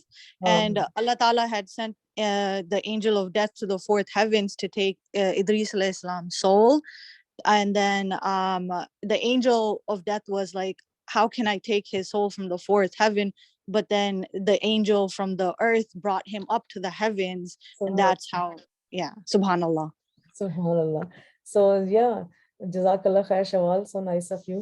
میرے مائنڈ میں نہیں تھا اتنا کلیئر، مگر مجھے یہ بات یاد تھی کہ جہاں پر موت نے آنا ہے، جو اللہ نے لکھی ہوئی ہے وہ موت وہاں آنی ہے، تو شوال نے کلیئر کر دیا، جزاک اللہ خیر۔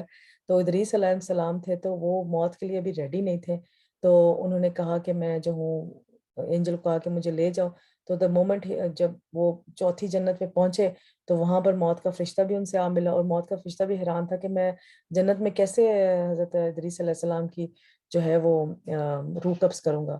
تو سبحان اللہ، اللہ نے ایسے موقع بنا دیا، ایسا ایونٹ کریٹ کر دیا اللہ تعالیٰ نے کہ اللہ تعالیٰ کا وہ حکم ہو کے رہا۔ تو سم ٹائمس ہمارے مائنڈ میں کچھ چیزیں ہوتی ہیں، پتہ نہیں یہ کیسے ہوگا یا فلانا کام کیسے ہوگا، تو وہ ایسے ہو جاتا ہے اور ہم لوگ کہتے ہیں یہ تو معجزہ ہی ہو گیا ہے۔ سو سبحان اللہ۔ تو یہ وہی بات ہے کہ اللہ تعالیٰ کی جو ہے نا، ٹھیک ہے ہم سوچیں، احتیاط کریں، پلاننگ بھی کریں، مگر اتنا زیادہ اس پلاننگ میں اور احتیاط میں اتنے آگے نہ بڑھ جائیں کہ جو ہے وہ اللہ تعالیٰ کے جو ہے نا نافرمانی کرنا شروع کر دیں۔ فار ایگزامپل، ہم موت سے بچنے کے لیے اتنا نہ بچنا شروع کر دیں کہ ایک یہ جنگ والا ملک ہے تو وہاں سے بھاگ کے دوسری جگہ چلے جائیں کہ یہاں تو جنگ ہو رہی ہے، میں تو مر جاؤں گا، اور وہاں سے بھاگ کے جو ہے دوسرے ملک میں چلے جائیں کہ وہ امن والا ملک ہے تو مجھے جو ہے وہاں پہ میری موت نہیں آئے گی۔ سبحان اللہ، when I was in grade 8 تو میں اس وقت کوئی گلف وار ہوئی تھی، اور کتنے لوگ وہاں سے جا رہے تھے یہ سوچ کے کہ یہاں پر جو ہے وہ جو ہے وہ جنگ کا ماحول پیدا ہونے والا، بھی جنگ ہوئی نہیں تھی، جنگ کا ماحول پیدا ہونے والا ہے، فلائٹ ساری بند ہو گئی تھی، جو لوگ رہ گئے تھے ملک میں وہ لوگ، قطر وہ ملک تھا جہاں میں رہتی تھی، تو وہ ہم لوگ وہاں سٹک ہو گئے سارے کہ اب تو یہ کہیں نہیں جا سکتے. تو جو ہے وہ کتنے لوگ جو ہیں بائی روڈ ٹریول، جو لوگ وہاں رہ گئے تھے وہ بس اللہ توکل، تو سب لوگوں نے جو ہے وہ بائی روڈ ٹریول کرنا شروع کر دیا. کچھ لوگ تو چلے گئے، ٹھیک ہے، اب یہ نہیں کہ وہ اپنی موت سے بچ کے چلے گئے ہیں، وہ ویسے ہی اللہ تعالیٰ نے لکھا ہوا ان قسمت میں کہ انہوں نے وہاں پہ صحیح سلامت پہنچنا ہے، ٹھیک ہے. کچھ لوگ تھے وہ راستے میں جاتے ہوئے، گاڑی جو آپ ایک ملک سے دوسری جگہ لے کے جا رہے ہو تو 2-2 3 دن کا سفر، تو کچھ لوگوں کی جو ہے وہ آن دا اسپاٹ وہاں پہ ٹریول کرتے ہوئے ڈیتھ ہوگی. تو اللہ تعالیٰ نے ان کی، یہ نہیں کہ وہ جو ہے وہ جا رہے تھے تو ان کی موت اسی طرح لکھی ہوئی تھی اللہ تعالیٰ نے کہ ان کی موت کار ایکسیڈنٹ میں ہوگی، تو وہ کار ایکسیڈنٹ میں ان کی موت ہو گئی. تو یہ ایمان کی جو ہے نا وہ طاقت ہمارے اندر ہونی چاہیے کہ تقدیر میں جو لکھا ویسے ہی ہوگا. ہم اتنی احتیاط نہ کریں کہ اللہ تعالیٰ کے فیصلوں میں ہم مداخلت کرنا شروع کر دیں. تو یعنی کہ ٹھیک ہے ایک جگہ جنگ ہو رہی ہے، اگر آپ پاس کو نکلنے کا راستہ ہے تو ویل اینڈ گڈ نکلے، اگر نکلنے کا راستہ نہیں ہے، ماشاءاللہ بچے ہیں، بچوں کے ساتھ ٹریول کرنا اس طرح سے بہت مشکل ہے، اور پھر رزق اور روزی وہاں لگی ہوئی ہے تو اس کو چھوڑ کے جائیں گے، پھر بعد میں کیسے کھائیں گے؟ تو اگر توکل کر کے اللہ تعالیٰ وہاں بیٹھے ہوئے تو بیٹھے رہیں. اور پھر میں اب یہاں ہوں، اللہ کا شکر ہے بچ گئے ہم بھی. تو تقدیر پر ایمان لانے کی اہمیت، تقدیر پر ایمان لانا ایمان کا ایک اہم رکن ہے. حضور اکرم صلی اللہ علیہ وسلم فرمایا کوئی بندہ اس وقت تک مومن نہیں ہو سکتا جب تک 4 چیزوں پر ایمان نہ لائے، اس بات کی گواہی دے کہ اللہ کے سوا کوئی عبادت کے لائق نہیں، اور بے شک میں محمد صلی اللہ علیہ وسلم اللہ کا رسول ہوں، اس نے مجھے حق کے ساتھ بھیجا ہے. موت پر ایمان لائے، موت کے بعد دوبارہ زندہ ہونے پر اور تقدیر پر ایمان لائیں. تو وہی ہماری جو بیسک ایمانیات کی جو ہماری شروع سے ہم پڑھتے آ رہے ہیں، بچپن سے طوطے کی طرح رٹا ہوا ہے، تو اس کو جو ہے اپنی زندگی میں لانے کی کوشش کریں کہ تقدیر پر ایمان. اکثر بچے جو ہے نا، جب میں کلاس دے رہی ہوتی ہوں بچوں کو تو ان کو سمجھانا بڑا مشکل ہوتا ہے، مگر یہ ہے کہ وہ پھر انجوائے بڑا کرتے ہیں کہ لک میں جو بھی ہے وہ آپ کا ہو کر رہے گا، اور اس طرح سے نا تو ان کے بڑے فنی سوال ہوتے ہیں. تو چلے آگے چلتے ہیں، ٹائم بہت ہو جائے گا اس طرح. تو ہمیں ایمانیات جو بچوں کو ہم سکھا رہے ہیں تو ہمیشہ بچوں کو جو ہے نا وہ ایگزامپلس کے ساتھ سکھائیں. پریکٹسنگ ہمیشہ جو ہے نا وہ ایسی پریکٹیکل بات کیا کریں بچوں کے ساتھ. آج کل کے بچے ماشاءاللہ بہت ٹیلنٹڈ ہیں اور بہت چھوٹی عمر میں بہت ساری چیزیں سیکھ سکتے ہیں. تو یہ مت سوچا کریں کہ یہ بچے ہیں ان کو کیا پتا موت کیا چیز ہے، اور جو ہے تقدیر کیا چیز ہے، آزمائش کا وقت کیا ہوتا ہے. چھوٹی چھوٹی باتوں سے ان کو ان کی لائف میں ان کو باتیں بتانا شروع کریں تو وہ ضرور ان کے مائنڈ میں رہیں گے، اور وہ پھر اس چیز کو پھر اپنے ایمانیات کو پریکٹس کریں گے.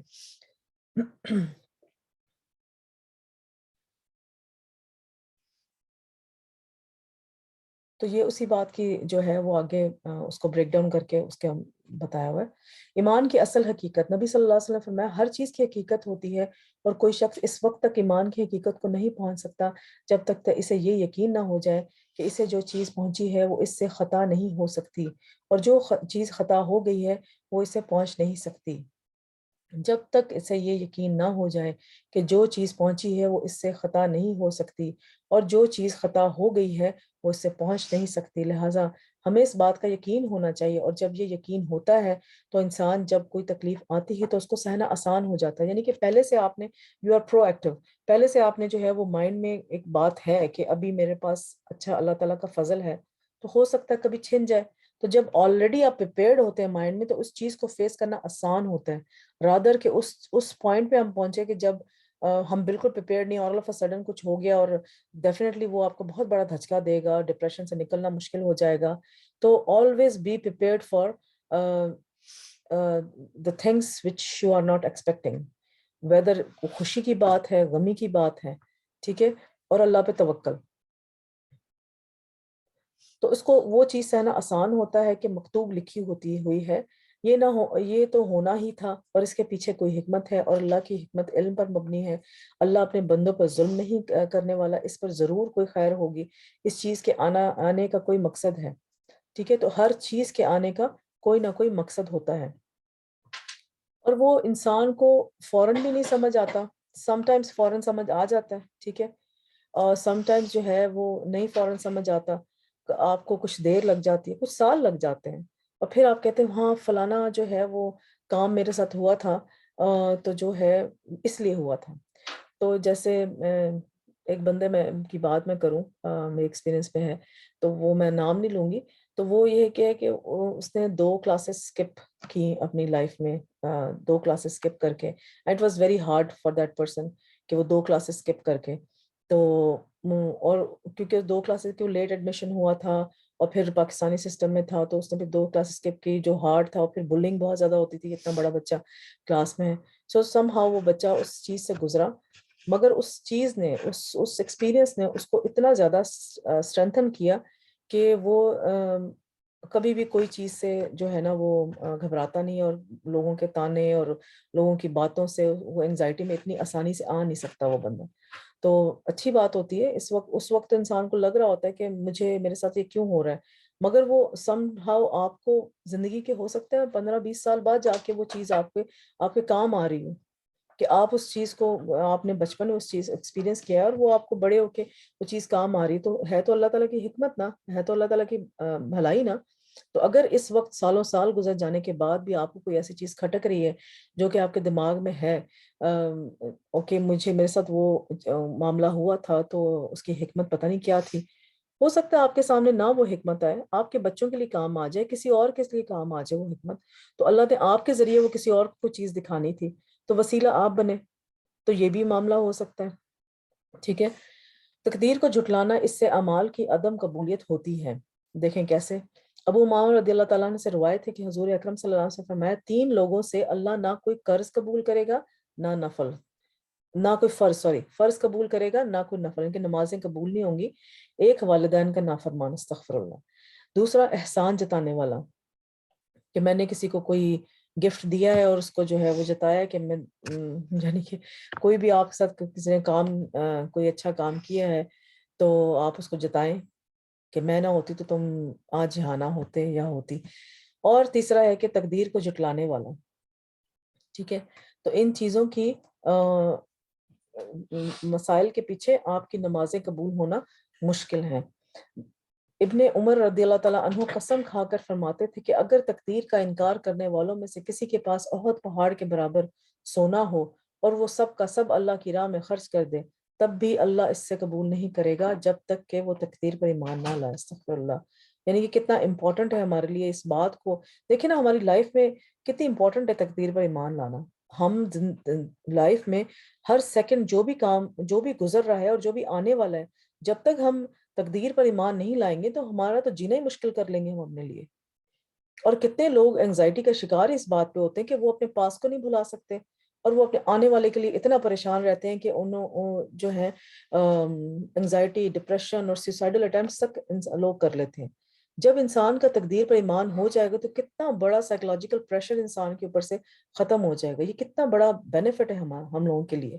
تو اللہ تعالیٰ نے اس چیز کو کتنا ضروری قرار اس لیے دے دیا ہوا ہے کہ انسان پھر قلب سلیم کے ساتھ اللہ تعالیٰ کے کام کرے, اپنے حقوق العباد پورے کرے. اگر وہ یہی باتیں سوچتا رہے گا آج کل کی سوچتا رہے گا تو وہ بیکار قسم کا انسان بن جائے گا, بالکل کسی کے کام کا نہیں رہے گا. تقدیر کا انکار کرنے والوں کی سزا کیا ہے؟ نبی صلی اللہ علیہ وسلم فرمایا یہ آیت میری امت کے آخری زمانے کے اللہ عز و جل کی تقدیر کو جھٹلانے والے لوگوں کے بارے میں نازل ہوئی. سورہ قمر میں ہے دوزخ میں آگ لگنے کے مزے چکھو, بے شک ہم نے ہر چیز کو ایک مقررہ انداز میں پیدا کیا ہے. جنت سے محرومی,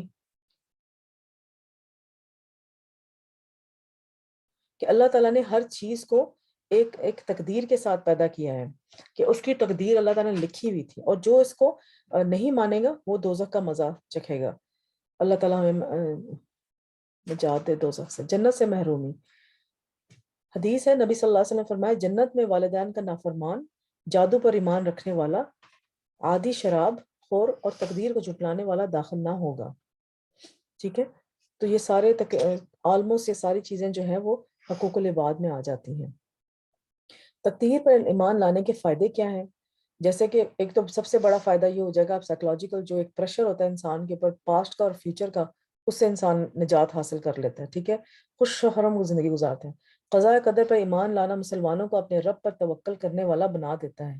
تو مسلمان اسباب کو اختیار کرتا ہے، اسباب کو اختیار کرتے ہیں کہ جو بھی اس کے سراؤنڈنگ میں چیزیں ہوتی ہیں ان سے اپنی جو ہے وہ اپنا کام لیتا ہے، مگر وہ ان پر بھروسہ نہیں کرتا کہ میرے پاس تو جناب انٹرنیٹ ہے فار ایگزامپل، تو میں تو آج کا لیکچر جو ہے بڑا دھومدار قسم کا میرا لیکچر ہوگا. نہیں ہو سکتا ہے اللہ تعالیٰ وہ چیز ہی آپ انٹرنیٹ کے بغیر اور انٹرنیٹ کے ہوتے ہوئے اللہ کے اذن میں اگر اللہ نے آپ کی تقدیر میں لکھا ہوا نا کہ آپ نے وہ لیکچر دینا ہے تو دینا ہی دینا ہے.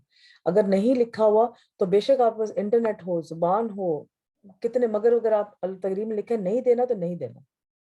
ٹھیک ہے، تو وہ اللہ پر بھروسہ، انسان کو مٹیریلز پہ بھروسہ نہیں کرنا چاہیے کہ میرے پاس یہ بھی ہے، یہ بھی ہے، یہ بھی ہے، یہ بھی ہے، میں تو یہ کام آرام سے کر لوں گی.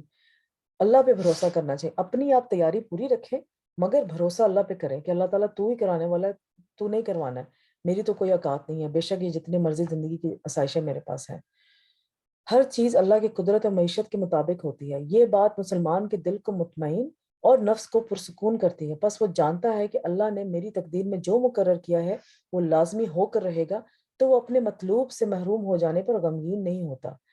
یعنی کہ جو اللہ سے آپ چیز مانگ رہے تھے اس کو جب اللہ آپ کو پتا ہے کہ یہ تقدیر میں نہیں لکھی ہوئی چیز، ٹھیک ہے، تو جب نہیں لکھی ہوئی تو نہیں ملنی.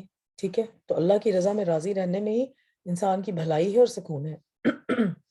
یہ جو کچھ واقعہ ہوتا ہے اس سے ڈرتا نہیں. نفس انسانی میں ایمان زیادہ گہرا ہو جاتا ہے اور وہ شرک سے پاک ہو جاتا ہے. اب شرک سے پاک کیسے ہوئے؟ کہ آپ اللہ تعالیٰ کے کیے ہوئے فیصلوں میں اپنے فیصلے نہ ٹھونسیں، اور جو ہے نا اللہ تعالیٰ کی جو بھی آپ کے لیے ہو رہا ہے اس دنیا میں اس پہ راضی رہیں کہ وہ اللہ تعالیٰ کے اذن سے ہو رہا ہے. جب آپ کیوں اور کب اور یہ نہ ہوتا تو وہ نہ ہوتا، تو وہ پھر آپ اللہ کے فیصلوں میں انٹرفیئر کر رہے ہوتے ہیں، وہ پھر شرک کے مترادف ہو جاتا ہے. بس تقدیر پر ایمان لانے کا مطلب یہ ہے کہ جو کچھ اس کائنات میں ہو رہا ہے وہ ایک اللہ کی طرف سے ہو رہا ہے جس کا کوئی شریک نہیں ہے. تقدیر پر راضی رہنے والے کی دنیا جنت بن جاتی ہے. ظاہری بات ہے جب آپ اپنے پاسٹ اور فیوچر کو بھول جائیں گے، بھولنا اس لحاظ سے نہیں ہے کہ بالکل ہی بھول جائیں، ایک حد تک اس کو یاد رکھیں، پاسٹ کو یاد رکھیں، کوئی آپ نے لیسن لیا ہو، اور فیوچر کے لیے اتنی تو پلاننگ کر کے رکھیں کہ کل کو بالکل ہی اپنے پاؤں پہ کلہاڑی نہیں مار رہی. تو جو تقدیر پر راضی ہو جاتا ہے اپنے سارے اسباب اختیار کرنے کے باوجود بعد تقدیر پر راضی ہو جاتا ہے تو اس کی دنیا بھی جنت بن جائے. اتنے بڑے سائیکولوجیکل پریشر میں سے انسان نکل جاتا ہے، ساری بات دنیا جنت ہی بنے گی. ابن قیم رحم اللہ کہتے ہیں کہ اللہ کی تقدیر پر راضی ہونا اللہ کا بہت بڑا دروازہ ہے اور دنیا کی جنت اور عبادت گزاروں کی آرام گاہ ہے اور شوق رکھنے والوں کی آنکھوں کی ٹھنڈک ہے. کول اینڈ چل سٹیٹس ہوگا اس انسان کا. اور جو اپنے دل کو تقدیر پر راضی کرنے کے ساتھ بھر لیتا ہے، اللہ اس کے دل کو بے نیازی اور امن سے بھر دیتا ہے اور اس کو اپنی محبت کے لیے خالی کر دیتا ہے اور اس کی طرف متوجہ ہو جاتا ہے. اللہ سبحانہ تعالیٰ ایسے بندے کی طرف متوجہ ہو جاتا ہے جو تقدیر پر راضی ہوتا ہے. وہ شخص اپنے رب پر ہی توکل کرتا ہے اور جس سے اللہ کے ساتھ راضی ہونے میں کوئی حصہ چھوٹ جاتا ہے اس کا دل اس کے برعکس چیزوں سے بھر جاتا ہے، یعنی کہ دنیا کی مٹیریلزم کے پیچھے، اور جس چیز میں اس کی خوش نصیبی و فلاح ہوتی ہے وہ اس سے پھر جاتا ہے. تقدیر پر راضی رہنے میں راحت اور کشادگی. ابن مسعود رضی اللہ عنہ سے مروی ہے کہ وہ کہتے ہیں کہ اللہ تبارک و تعالیٰ نے اپنے انصاف اور علم کی وجہ سے راحت اور کشادگی کی یقین اور رضا میں رکھا ہے اور غم اور پریشانی کو شک اور ناراضگی میں رکھا ہے. ٹھیک ہے، کہ ہر وقت انسان شک میں مبتلا رہے. اب دیکھیں نا، اگر انسان ہر وقت پریشان رہے گا اپنے فیوچر کے بارے میں تو وہ شکی انسان ہو جائے گا، اور شکی انسان جو ہے نا بہت سارے نفسیاتی مسائل کا شکار ہو جاتا ہے. اس میں سب سے بڑی سائیکولوجیکل النس شیزوفرینیا ہے. ہر وقت اس کو شک میں انسان رہتا ہے، تو اس طرح کے معاملات میں پھر انسان ڈھل جاتا ہے اور پھر انسان جو ہے کسی کے اتنا یوزفل نہیں رہتا، کسی کے لیے اتنا کارآمد نہیں رہتا. قیامت کے دن بلند درجات. اور حکیم بن جعفر سے مروی ہے کہ عبداللہ براثی کہتے ہیں کہ جو لوگ اللہ عز و جل سے ہر حال میں راضی ہو جاتے ہیں قیامت کا دن ان کے درجات کو بلند کرے گا، اور یہ بھی کہا جس کو رضا دے دی گی وہ افضل درجات تک پہنچے گا. اب مسائل میں اگر کسی انسان کے پر آزمائش ہے تو وہ آزمائش جو ہے وہ آئی ہے اور اس کا جو فوری ریاکشن انسان کرتا ہے تو وہ اصل صبر ہوتا ہے، وہ اصل جو ہے وہ چیز ہوتی ہے جس کے اوپر اجر ملتا ہے۔ آپ نے اگر 10 جگہ اپنے وہ مسئلے کا رونا رو لیا اور یہاں ہاتھ مار لیا وہاں ہاتھ مار لیا اور اس کے بعد چلو اب میں صبر کر لے، وہ صبر نہیں ہوتا۔ صبر وہ ہوتا ہے کہ شروع میں جو ہے وہ آپ شروع سے ہی اس کو صبر کے ساتھ اس معاملے کو جو ہے نا، اس مصیبت کو جو ہے وہ کریں۔ اور بچوں میں آپ اس طرح سے اس کو کر سکتے ہیں کہ اگر جیسے بچوں کو فار ایگزامپل لڑ رہے ہیں آپس میں تو ان کو غصہ چڑھا ہوا ہے، تو آپ ان کو کہیں کہ آپ صرف 5 منٹ کے لیے خاموشی اختیار کر لیں اور اس کے بعد ہم اس بارے میں بات کریں گے، ٹھیک ہے؟ تو وہ ایک بچوں کو سکھانے کا ایک ٹول ہے کہ آپ بچوں کو وہ فوری ریاکشن جو شو کرنا ہے نا، ڈیفینیٹلی فوراً ریاکشن جو ہے وہ شیطان کی طرف سے ہوتا ہے، ٹھیک ہے؟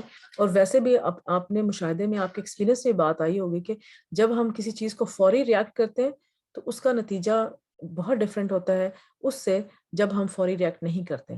کوئی جھگڑا کسی سے ہو گیا ہے یا کسی نے کوئی بات کر دی ہے تو آپ اگر آگے سے چپ ہو گئے ہیں، ڈپینڈنگ اپون کہ کس طرح کا جھگڑا ہے، کچھ منٹ کے لیے، کچھ گھنٹوں کے لیے، کچھ دنوں کے لیے، تو اس کے بعد جو آپ کا ریاکشن جو آپ شو کرتے ہیں وہ بہت مختلف ہوتا ہے۔ تو بچوں میں یہ ہے کہ جب آپس میں وہ تھوڑا بہت جھگڑ رہے ہوں تو آپ کوئی بچہ آپ سے شکایت لگانے آئے، اول تو اس کو کہیں کہ چگلی نہیں کیوں کرنی، اس سے پوچھیں کام کی بات ہے تو کرنی ہے، ویسے چگلی نہیں کرنی، اور آپ اندازہ آپ کو لگ جاتا ہے کہ بچہ کس مقصد کے لیے آیا ہے۔ کہ اگر وہ غصے میں کسی کی شکایت لگانے آپ کو کہ 2 منٹ کے لیے یہاں چپ کر کے بیٹھ جاؤ، میں 2 منٹ بعد تمہاری بات سنوں گی یا سنوں گا، تو وہ اس کا ریاکشن اکثر تو بچے کہتے ہیں 2 منٹ بعد چپ چپ کر کے بیٹھتے ہیں، ان کا غصہ ٹھنڈا ہوتا ہے، اور جب آپ سے پوچھتے ہیں تو وہ کہتے ہیں نہیں کوئی بات نہیں تھی، ایسے ہی تھا بس۔ اکثر تو وہ بھول ہی جاتے ہیں یا وہ اپنے کسی اور کام میں لگ جائیں گے۔ مصائب کے حوالے سے تقدیر پر ایمان رکھنے کے 10 قواعد۔ اب مصیبت میں ہم نے تقدیر پہ ایمان کیسے رکھنا ہے، کیسے اپنے اندر جو ہے نا وہ صبر کا جذبہ لے کے آنا ہے، تو اس کے لیے رول نمبر 1 یہ ہے کہ اللہ کا علم ہر چیز پر محیط ہے۔ پہلا قاعدہ یہ ہے کہ اللہ پر ایمان لانا کہ اللہ کا علم ہر چیز کو گھرے ہوئے ہے اور اللہ کا علم ہر چیز کو شامل ہے۔ اللہ غائب کو اور موجودگی کو، ظاہر کو، چھپی ہر چیز کو جانتا ہے، ایون کہ سینوں میں جو وسوسے ہیں وہ بھی اللہ تعالیٰ جانتا ہے۔ اور اس کے لیے یہ چیز کو آپ اپنے بار بار ریمائنڈر کے لیے آیت الکرسی جو ہے یہ بہت خوبصورت آیت ہے اللہ تعالیٰ کی، سورہ بقرہ میں ہے، تو ہر نماز کے بعد اس کو اپنی عادت بنائیں اور اپنے مائنڈ میں اس کو ریوائز کیا کریں کہ ہر چیز، ہر علم کا احاطہ صرف اللہ تعالیٰ کے پاس ہے۔ اس کی مطلب میں آگے آتا ہے تو ہر چیز کا احاطہ اللہ تعالیٰ ہر چیز کو جانتا ہے۔ تو اب اس آیت الکرسی سے اور بہت سارے لیسنز لینے کے لیے ہیں، مگر ایک لیسن جو ہے اپنے لیے ہر وقت نماز کے بعد یہ ریوائز کیا کریں کہ ہر چیز جو ہے وہ اللہ تعالیٰ کے علم میں ہے، اللہ تعالیٰ ہر چیز کو جانتے ہیں، غائب ہو یا موجود کا علم ہو۔ تو یہ تو ہو گیا رول نمبر 1۔ دوسرا، کائنات میں واقع ہونے والے ہر شر اور ہر خیر اللہ کے ارادے اور مشیت سے ہوتا ہے۔ آپ نے اکثر دیکھا ہوگا، میں لاسٹ ٹائم یہاں پر ہمارے نووا اسکوشیا میں طوفان آیا تھا، بہت 3-4 سال ہو گئے ہوں گے، بہت بڑا طوفان آیا تھا اور اس میں اتنی تباہی ہوئی تھی، یہاں پہ درخت ٹوٹ کے گھروں پہ گرے، گھروں کی چھتیں اڑ گئیں، اور اس طرح سے it was quite historical event.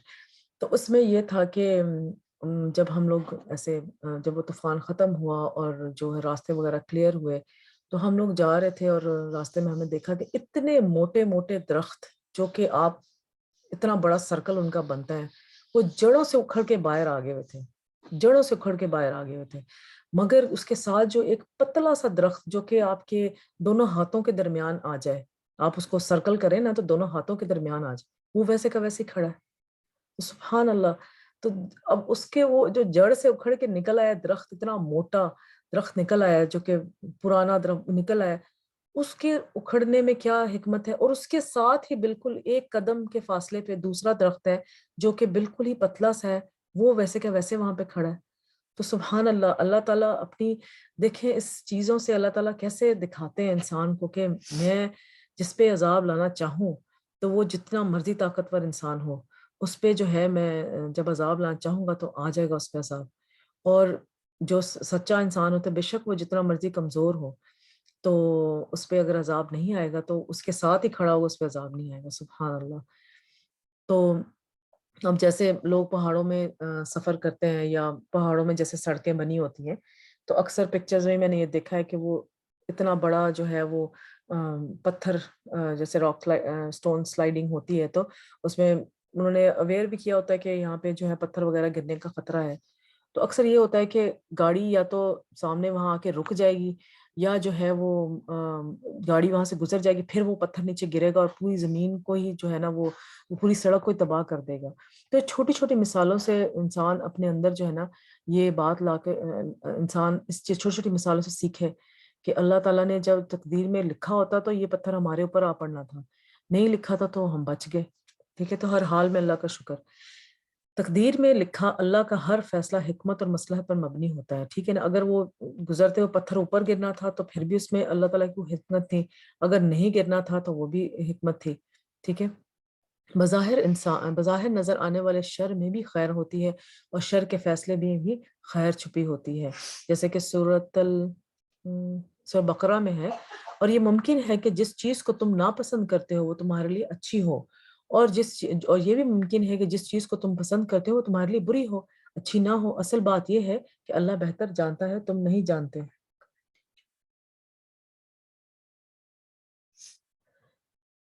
اسی طرح بعض اوقات چھوٹی تکلیف آ جاتی ہے، وہ بڑی تکلیف کو روکنے کا باعث ہوتی ہے، تو ہمیں نہیں پتا ہوتا، ہم جز فضا کرتے ہیں کہ کیوں تکلیف آ گئی، تو جو ہے نا یہ کوسچننگ نہیں کرنی اللہ تعالیٰ کے آگے کہ یہ ہم ہی کیوں، یا مجھے ہی کیوں آ گئی تکلیف، تو اور یہ ہم ججمنٹ نہ کریں تو بہتر ہے ہمارے لیے۔ انسان کو یہ بھی یاد رکھنا چاہیے کہ تقدیر کے اندر شر نہیں ہے، وہ ہماری نسبت سے مقدور، یعنی جس کی نسبت سے تقدیر نافذ ہوتی ہے اس کی نسبت سے شر ہوتا ہے۔ اللہ کا ہر فیصلہ خیر پر مبنی ہے۔ انسانوں پر جب کوئی مصیبت آتی ہے وہ اس کے حق میں خیر ہوتی ہے، اور اس کو جب خیر ملتی ہے تو وہ بھی اس کے حق میں خیر ہوتی ہے۔ مصائب انسان کے حق میں شر ہوتے ہیں اور اس سے تکلیف محسوس ہوتی ہے، لیکن اللہ کے فعل میں وہ شر شمار نہیں ہوتے، تو کسی چیز کا ایک رخ ہمیں برا محسوس ہوتا ہے لیکن دوسرے اعتبار سے وہ ہمارے لیے اچھی ہوتی ہے۔ فار ایگزامپل میں آپ کو ایک بندی کا واقعہ بتاؤں، ایک تو واقعہ میں بہت بتاتی ہوں، سوری ٹائم بھی بہت ہو جاتا ہے، تو وہ اس میں یہ ہے کہ وہ ہر دفعہ ڈاکٹر تھی، تو ہر دفعہ وہ کوشش کرتی تھی کہ آج یہ ایگزام دے لے، وہ ایگزام دے لے، اور she was at the pack.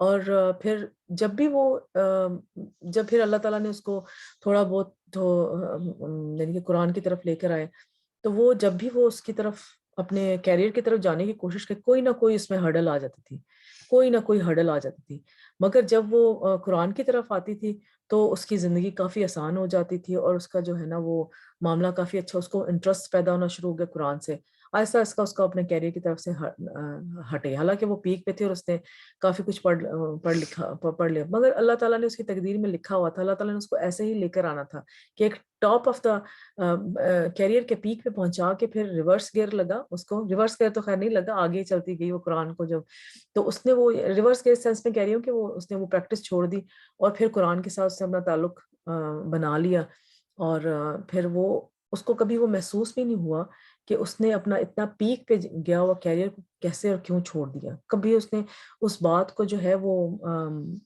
اس پہ وہ نہیں ہوئی، پریشان نہیں ہوئی، اور نہ ہی اس کے دل میں کبھی ملال آیا کہ میں اپنے کیریئر کے اتنے ٹاپ پہ تھی اور میں جو ہے اس کو چھوڑ دیا۔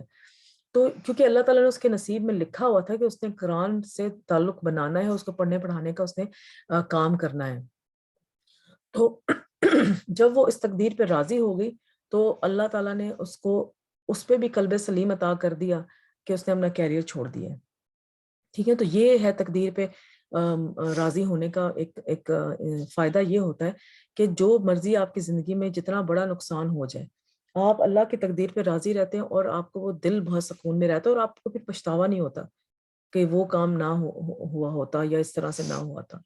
اور کیا بات ہے مصائب میں اللہ تعالیٰ کے لیے اپنی تقدیر پہ راضی رہنے کے، اللہ جو چاہتا ہے کرتا ہے، اس کے لیے وہ مالک ہے، تو اللہ جو کچھ کرتا ہے اس سے پوچھا نہیں جا سکتا، لیکن لوگوں سے سوال کیا جا سکتا ہے کیونکہ وہ مالک ہے، لیکن ہمارا مالک تو وہ ہے جو ظلم نہیں کرتا۔ تو انسان تو ظلم کرتا ہے، تو انسان سے تو ہم لوگ پوچھ گچھ کر لیتے ہیں، کورٹس بھی بنے ہوئے، ججز بھی ہیں، عدالتیں ہیں، مگر اللہ تعالیٰ سے تو نہیں پوچھ سکتے نا، استغفر اللہ، اللہ معاف کرے، کہ اس نے ہمارے لیے یہ فیصلہ کیوں کیا، کہ اللہ تعالیٰ ظلم نہیں کرتا۔ تو جب آپ پہ کوئی مصیبت خدا نخواستہ آئے یا کسی پہ کوئی مصیبت آئے تو ہمیشہ مائنڈ میں یہ بات رکھا کریں کہ اللہ تعالیٰ ظلم نہیں کرتا کسی کے اوپر، اللہ تعالیٰ ظلم نہیں کرتا، اور تیرا رب کسی پر ظلم نہیں کرتا، کسی پر مطلب کسی پر بھی نہیں، مسلمز اور نان مسلم کسی پر بھی ظلم نہیں کرتا۔ اللہ تعالیٰ بہت رحم کرنے والا ہے، اور ہمارے والدین سے بڑھ کر ہم سے محبت کرتا ہے اور رحم فرمانے والا ہے، تو ہمیں اس سے رحم ہی مانگنا چاہیے۔ اللہ کے اسماء کے علاوہ ہر چیز مخلوق ہے۔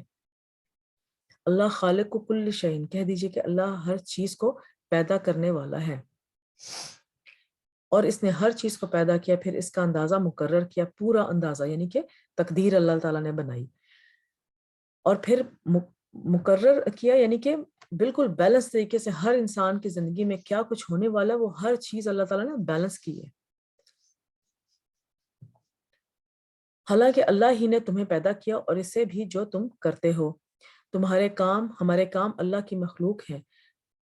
انسان اگر یہ جان لے کہ پھر اس کو یہ بات سمجھ آتی ہے کہ اس کا جو دشمن ہے وہ کمزور ہے اور اس کا حیلہ کم ہے، اور یہ کہ وہ بھی اللہ کی مخلوق ہے، خالق صرف اللہ تعالیٰ ہے۔ اللہ نے دنیا کے لیے قاعدہ بنایا ہے کہ یہاں حالات بدلتے رہتے ہیں، کہ اللہ تعالیٰ نے یہ پروگرام ہی دنیا اس طرح سے کی ہوئی ہے کہ یہاں حالات بدلتے رہیں گے، نہ رات ہمیشہ کے لیے ہے نہ دن ہمیشہ کے لیے ہے، کیونکہ امتحان ہے۔ اور یہ رات اور دن کا آنا جانا بھی ہمیں بتاتا ہے کہ ہر وقت ایک جیسا نہیں رہے گا۔ ہماری انگلیاں ہمیں بتاتی ہیں کہ ہر وقت ایک جیسا نہیں رہے گا، جیسے 5 انگلیاں برابر نہیں ہوتی، اس لیے ہر ٹائم ایک جیسا نہیں ہو سکتا۔ اور یہ تو دن ہیں، ہم انہیں لوگوں کے درمیان باری باری بدلتے ہیں۔ اللہ کی تقدیر مومن اور کافر اور نیکی اور بد پر جاری ہوتی ہے، سب کے لیے تبدیلی آتی ہے۔ تقدیر کے فیصلوں پر صبر کرنا، وَاسْتَعِینُوا بِالصَّبْرِ وَالصَّلَاةِ۔ اب صبر کیسے کرنا ہے؟ نماز کے ذریعے۔ مصائب کو ہلکا کیسے کیا جائے؟ قیم نے زائد المعاد میں ان میں سے کچھ چیزیں بیان کی ہیں جو مصیبت کو ہلکا کر دیتی ہیں۔ پہنچنے والی مصیبت پر صبر کرنا، جیسے میں کن کا واقعہ میں پڑھی تھی، کسی اسکالر کا واقعہ، وہ فرحت ہاشمی تھی، کہ ان کے والد کی ڈیتھ ہوئی، تو انہوں نے جو ہے وہ جیسے ہی سنا وہ اٹھی، انہوں نے وضو کیا، نماز پڑھا اور اللہ تعالیٰ کے حضور دعا کی، اور اس کے بعد جو ہے وہ لوگوں سے ملنا ملانا اور تعزیت جس سے بھی لوگ کرنے آ رہے تھے ان کے ساتھ، اور صبر کے ساتھ اس ٹائم جیسے ہی آپ کو کوئی مصیبت پہنچے، سب سے پہلا اپنا ٹول اپنا رکھیں کہ نماز پڑھیں۔ اگر جو ہے نا آپ کسی جگہ پر ہیں، ٹھیک ہے، خدا نخواستہ کوئی ایکسیڈنٹ وغیرہ ہو گیا، تو اب یہ تو نہیں کرنا نا کہ وہاں پہ لوگ بیچاروں کے ہیلپ چاہیے، اس کو فرسٹ ایڈ چاہیے اور آپ نماز پڑھنا شروع ہو گئے، لیکن جیسے ہی آپ فرسٹ ایڈ اور جو فوری ضرورت ہوتی ہے کسی انسان کو، وہ آپ کمپلیٹ کریں، اس کے بعد اللہ تعالیٰ نماز پڑھیں۔ اب میرے ساتھ ایک خاتون، ایک دفعہ میں ان کی بیٹی کو ڈینٹل آفس لے کے گئی، اچھا ہاں، وہ ہوا یہ تھا کہ وہ بچی جو تھی وہ میرے گھر میں آئی ہوئی تھی مہمان کے طور پہ، تو وہ گری اور اس کا دانت جو تھا اس کے گمز کے اندر چلا گیا۔ اب اس کی مدر تھوڑی پریشان تو ہوئی، تو میں اس کو لے کے گئی ہاسپٹل۔ اب اس نے بچی اندر ڈاکٹر کے پاس بھیجی، ٹھیک ہے، خون ظاہری بات ہے نکل رہا تھا، ماں بھی پریشان، میں بھی پریشان تھی۔ اب اس نے جیسے ہی وہ ڈاکٹر کے پاس بھیجی اور اس نے نماز پڑھنا شروع کر دی، اور پھر اللہ کا شکر ہے بڑے اچھے طریقے سے وہ معاملہ سارا حل ہو گیا، کوئی اتنا کیاس وہاں پہ نہیں ہوا۔ تو اگر انسان اس بات پہ غور کرے کہ مصیبت پہ فوری صبر کرنا ہے، فوری صبر کرنا ہے، تو اگر انسان اس بات پہ غور کرے تو کئی فائدے نظر آتے ہیں۔ مثلا گھروں میں رہنے کے فائدے بھی ہیں، گھر والوں کو وقت دینے کا موقع مل گیا، نمازوں میں یکسوئی آ گئی، ٹھہراؤ آ گیا، دور رشتہ داروں کے بارے میں سوچنے کا موقع مل گیا جو ضرورت مند ہو سکتے ہیں، یعنی کئی پہلو جو انسان اس تیز رفتار زندگی میں جو بھولے ہوئے ہوتے ہیں رکنے کے بعد وہ یاد آ گئے۔ فضائی آلودگی ختم ہو رہی ہے کیونکہ ذریعہ آمد و رفت رکا ہوا ہے، انسان کے علاوہ اور مخلوقات کو بھی سانس لینے کا موقع مل گیا، ٹھیک ہے۔ اپنے سے زیادہ مصیبت میں مبتلا شخص ہوتا ہے، جب آپ کسی مصیبت میں ہوتے ہیں تو اپنے سے زیادہ مصیبت والے شخص، اگر اللہ تعالیٰ نے کسی وجہ سے کسی کی ٹانگیں لے لی ہیں تو جو ہے وہ ڈائبٹیز ہے، کسی کو اس کی ٹانگیں لے لی ہیں، تو وہ دیکھے کہ اللہ تعالیٰ نے اس کو زندگی تو دی بھی ہے نا۔ ایسے بھی تو لوگ دنیا میں ہیں جو کہ ڈائبٹیز کی وجہ سے جو ہے سیپسس ہوتا ہے، انفیکشن ہوا اور وہ بیچارے فوت ہو گئے، مگر آپ کی صرف ٹانگ ہی، اللہ تعالیٰ سے اسٹل آپ کو جو ہے وہ زندگی دی بھی ہے، اس زندگی سے وہ فائدے حاصل کریں جو اللہ تعالیٰ نے ہمیں اس دنیا میں جس مقصد کے لیے ہم اس دنیا میں لائے ہیں، اللہ تعالیٰ وہ مقصد حاصل کریں۔ تو ہمیشہ مصیبت میں جو ہے نا اپنے سے نیچے والوں کو دیکھیں، ہمیشہ نیچے والوں کو دیکھیں، اور دین میں ہمیشہ اپنے سے اوپر والے کو دیکھیں، تبھی یہ زندگی سکون سے گزر سکتی ہے۔ تو جب آپ اوپر اپنے سے زیادہ تکلیف والے کو دیکھتے نا تو اپنی تکلیف ہلکی ہو جاتی ہے۔ بے صبری کا مظاہرہ نہ کریں، گھبراہٹ سے واویلا کرنے سے مصیبت نہیں ٹلتی۔ تو اگر آپ بہت زیادہ پینک ہو جائیں گے سچویشن میں، تو آپ کے پینک ہونے سے کیا وہ مسئلہ حل ہو جائے گا؟ کبھی بھی نہیں حل ہوگا. تو پینک ہونے کا فائدہ صرف ایک شیطان کا ہتھ کنڈا ہوتا ہے کہ انسان کو جو ہے نا وہ بے صبرا کرے. صبر اور ثواب سے محروم نہ ہو. انا للہ و انا الیہ راجعون. کہ جس میں جو بھی تکلیف آئی، میں جب چھوٹی تھی مجھے پتا تھا یہ جو کلمہ ہے انا للہ و انا الیہ راجعون صرف فوتاً میں پڑھتے ہیں.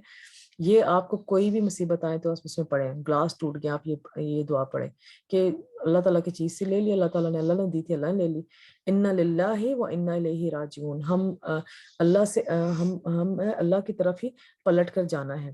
اور اس میں ایک اور بات میں آپ کو جیسے کوئی پرانی بات ہوتی ہے، کوئی مسئلہ ہوتا ہے پرانا اور وہ حل بھی ہو گیا ہوتا ہے، مگر کبھی کبھی وہ آپ کو تکلیف دیتا ہے، تو جب وہ آپ کو دوبارہ مائنڈ میں آ بھی جائے پھر بھی آپ یہ دعا پڑھیں، اس میں بھی اللہ تعالیٰ آپ کو بہت صبر انشاءاللہ عطا کرے گا. صبر اور اجر کی امید رکھیں کہ اس میں دیکھیں نا مصیبت میں جو بھی ہے، جو بھی آپ مصیبت میں کام کر رہے ہیں اس میں اللہ تعالیٰ آپ کو اجر بہت زیادہ دے گا. تو اس میں جو ہے وہ اس ٹائم میں اجر کو ضائع مت کریں. اللہ تعالیٰ سے بے تک سوال کر کے، بے صبری کا مظاہرہ کر کے اجر کو ضائع نہ کریں. وہ بھی اجر کمانے کا ٹائم ہے، تو اس کو اجر کو ضائع نہ کریں. جب تک مصیبت باقی رہتی ہے صبر سے لذت محسوس کریں. اپنے اندر ہی اندر چپکے رب کو پکارتے رہیں، اس کا ذکر کرتے رہیں، تو آپ کے دل میں اللہ کی محبت میں اضافہ ہوگا. اور حضرت علی کا قول ہے کہ اگر کسی انسان پہ اگر کوئی مصیبت آتی ہے نا، تو یہ کیسے پتہ لگے گا کہ وہ آزمائش تھی کہ یا وہ سزا تھی؟ اگر اس مصیبت کے آنے کے بعد آپ کو لگ رہا ہے کہ اللہ تعالیٰ نے آپ کا تعلق اللہ تعالیٰ سے مضبوط ہو گیا ہے، اس کا مطلب ہے وہ آزمائش تھی. اگر آپ اللہ سے اور بدظن ہو گئے، اس کا مطلب ہے وہ تکلیف جو تھی وہ سزا ہے. تو اللہ تعالیٰ ہمیں سے بچائے. مصیبت کو بھی اللہ کی رحمت سمجھے کہ کوئی چھوٹی مصیبت تھی، اللہ تعالیٰ نے دے دیا، اور بڑی سے ہمیں بچا لیے. اللہ تعالیٰ نے مجھے بیمار کر دیا، مگر اللہ تعالیٰ نے مجھے موت سے بچا لیے کہ ابھی میں اور کچھ اور کام کر سکتی ہوں. تو الحمدللہ کریں. ایک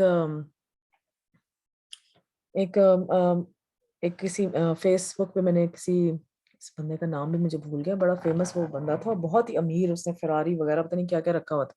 تو اس کو بہرحال وہ کینسر ہو گیا اس کو، اور اس کے بعد سے اپنی ساری جو تھی جائیداد اور سارا جو مال ہے نا اللہ کے راستے میں خرچ کر دیا، اور لوگوں کے ساتھ جا کے جو ہے وہ اللہ کا کام کرنا شروع کر دیا. تو اس کو ڈاکٹر نے صرف 6 مہینوں کا وقت دیا تھا، مگر اللہ تعالیٰ نے اس کو 2 سال کا ٹائم دیا کہ 2 سال کے ٹائم میں اللہ تعالیٰ نے اس کو اتنے کام اسے کروا لیے کہ جو ہے نا وہ بڑی بڑی چیریٹیز اور اس نے وہ کی تاکہ لوگوں کو میرے پیسے سے فائدہ پہنچے. تو اس کا ایک ورڈ مجھے بڑا اچھا لگتا ہے کہ یہ cancer is a blessing for me. تو وہ جو ہے بڑی خوبصورت اس نے بات کی کہ واقعی کینسر اس کے لیے بلیسنگ تھی، کہ اس کینسر نے اس کو یہ بات یاد کرائی کہ میں یہاں دنیا میں کرنے کیا آیا تھا اور میں نے کرنا کیا ہے. مصائب کو کبھی بھی ناپسند نہ کریں. کتنی ہی ایسی چیزیں ہوتی ہیں جو انسان کو ناپسند ہوتی ہیں، لیکن اس میں اس کی نجات ہوتی ہے. فضل بن سہل کہتے ہیں کہ بیماریاں بھی ان میں نعمتیں ہیں، کسی عقل مند کو ان سے ناواقف نہیں ہونا چاہیے. بس یہ گناہوں کو مٹاتی ہیں اور صبر کے ثواب کا ذریعہ بنتی ہے اور غفلت سے جگاتی ہیں. تو جو بات میں نے کی، ہوا مولانا، اللہ تعالیٰ مالک ہے، محافظ ہے، مددگار ہے، تو وہ کیسے ہم پہ ظلم کر سکتا ہے ہمیں کسی مصیبت میں ڈال کے؟ اللہ کے مولا ہونے کا تقاضا کیا ہے کہ ہم اس کی قضا اور قدر پر راضی رہیں. اللہ کے ہر فیصلے میں بھلائی ہوتی ہے. اللہ کا بھلائی کا ارادہ رکھتا ہے.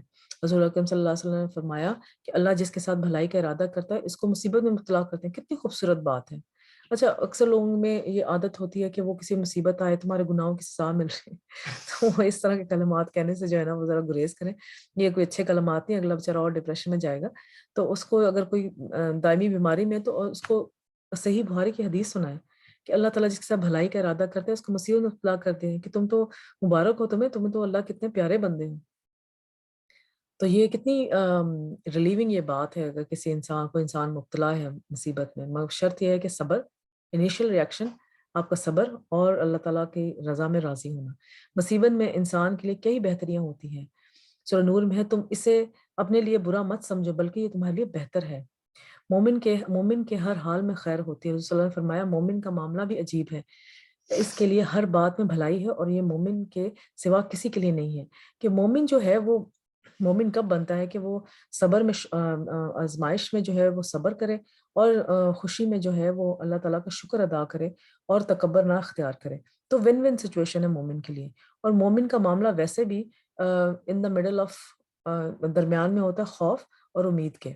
کہ خوف اس چیز کا ہوتا ہے کہ میرے گناہ مجھے کہیں دوزخ میں نہ لے جائیں، مگر اللہ کی امید بھی ہوتی ہے کہ میں نے انشاءاللہ کوئی نہ کوئی میری اچھی نیکی اللہ تعالیٰ کو پسند آ جائے گی اور مجھے جنت میں اللہ کے فضل سے میں جنت میں چلا جاؤں گا، جنت الفردوس میں انشاءاللہ چلا جاؤں گا۔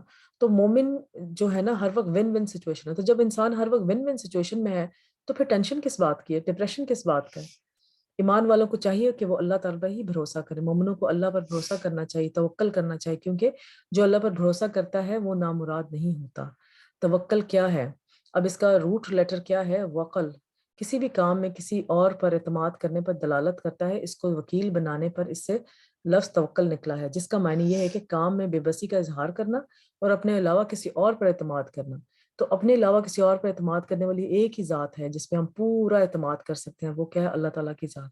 جب ہم کسی کے ساتھ نیکی کرتے ہیں اور واپسی میں اگر وہ بندہ ہمارے ساتھ نیکی نہیں بھی کر رہا تو ہمیں پھر بھی پریشانی ہو، کیونکہ ہم اگر نیکی کر رہے ہیں تو اس کے بعد ہم توکل اللہ پہ کر رہے ہیں کہ اس نیکی کا اجر میں نے اللہ سے لینا ہے، پھر بندوں سے ہم لوگ اس اجر کی توقع نہیں رکھتے۔ اس کے بعد جب ہم بندوں سے توقع نہیں رکھتے تو وہ ہمارے سے جو مرضی کرے، ٹھیک ہے نا؟ اب جیسے کوئی بلی ہے، پہلے میں نے یہ مثال دی، کوئی بلی ہے کہیں پھنسی ہوئی ہے بیچاری، اور آپ اس کو جو ہے وہ آپ اپنی عادت کے لحاظ سے اس کو بچانے کے لیے جا رہے ہیں، مگر بلی اپنا ڈیفینس کر رہی ہے اور آپ کو مار رہی ہے۔ بلی نے تو مارنا ہی مارنا ہے کیونکہ وہ اپنا ڈیفینس کر رہی ہے، وہ اپنا کام کر رہی، آپ اپنا کام کریں، ٹھیک ہے نا؟ آپ نیکی کا کام کرتے جائیں، کسی کو اگر نہیں نیکی کا کام کرنا تو اس کو کرنے دیں۔ اللہ تعالیٰ ہم سب کو ہدایت دے۔ تو اللہ پر توکل کرنے والا وہ شخص ہے جو جانتا ہے کہ اللہ اس کے رزق کا اور کام ذمہ دار، اس کے رزق اور کام کا ذمہ دار ہے، تو انسان صرف اسی کی طرف مائل ہوتا ہے اور کسی اور پر بھروسہ نہیں کرتا۔ جرجانی کہتے ہیں کہ توکل سے مراد ہے جو کچھ اللہ کے پاس ہے اسی پر بھروسہ کرنا، اور جو لوگوں کے پاس ہے اس کی امید نہ رکھنا بلکہ اس سے مایوس ہو جانا، کہ ہمیں کسی چیز کی ضرورت نہیں، ہم بس اپنے اسباب اختیار کر کے تو اللہ تعالیٰ پہ توکل کریں۔ قرآن میں بار بار توکل کی تعلیم دی گئی ہے۔ مغرب اور مشرق کا رب ہے، اس کے سوا کوئی معبود نہیں، سو اس کو کارساز بناؤ۔ اور سورہ ابراہیم میں اور بھروسہ کرنے والوں کو اللہ ہی پر بھروسہ کرنا چاہیے۔ اب اس توکل کے فائدے کیا ہوتے ہیں؟ ایک تو اللہ تعالیٰ سے محبت ہوتی ہے، ہر وقت ہم ایک چیز اب دیکھیں نا، بچہ جو ہے اس کو ماں سے سب سے زیادہ محبت ہوتی ہے، کیوں ہوتی ہے؟ کیونکہ وہ ہر چیز میں ماں کے اوپر ڈیپینڈنٹ ہوتا ہے، ہر چیز پہ ماں کے اوپر ڈیپینڈنٹ ہوتا ہے۔ فادرز تو بیچارے باہر کمانے گئے ہوتے ہیں، مگر زیادہ تر ماؤں کے ساتھ بچوں کا انٹریکشن ہوتا ہے، تو وہ ماؤں جب بھی کوئی روئیں گے، کسی بات کے لیے تکلیف ان کو ہوگی تو ماں کے پاس بھاگے بھاگے آئیں گے، ٹھیک ہے نا؟ کیونکہ ان کو پتا ہوتا ہے، ان کو پتا ہوتا ہے کہ یہ ایک ٹرسٹ والا بندہ ہے میرے سامنے جس نے میری بات ماننی ہے یا میری بات کو سننا ہے اور میرے مسائل کا سارا حل اس کے پاس ہے، تو پھر وہ اس سے آپ کو محبت کی وجہ سے تو آپ کے پاس آتا ہے نا۔ تو جب ہم اللہ پہ توکل کرنا شروع کریں، اپنی خود بچے بن جائیں اور اللہ پہ توکل کریں کہ ہر مسئلے کا حل اللہ تعالیٰ کے پاس ہے، تو اللہ تعالیٰ ہم سے محبت نہیں کریں گے؟ ضرور محبت کریں گے۔ بے شک اللہ بھروسہ کرنے والوں کو پسند فرماتا ہے۔ اللہ کافی ہو جانا، وَمَن يَتَوَكَّلْ عَلَى اللَّهِ فَهُوَ حَسْبُهُ، اور جو کوئی اللہ پر بھروسہ کرے تو وہ اسے کافی ہو جاتا ہے۔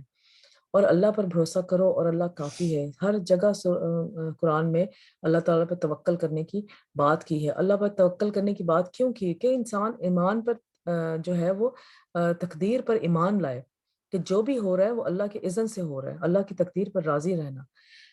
غلیان بن جریر کہتے ہیں کہ جس کو تقدیر پر راضی رہنا اور توکل کرنا اور اپنا معاملہ اللہ کے سپرد کرنا دے دیا گیا، اس کی کفایت کی گئی۔ اور کیا فائدے ہوتے ہیں توکل کرنے کے؟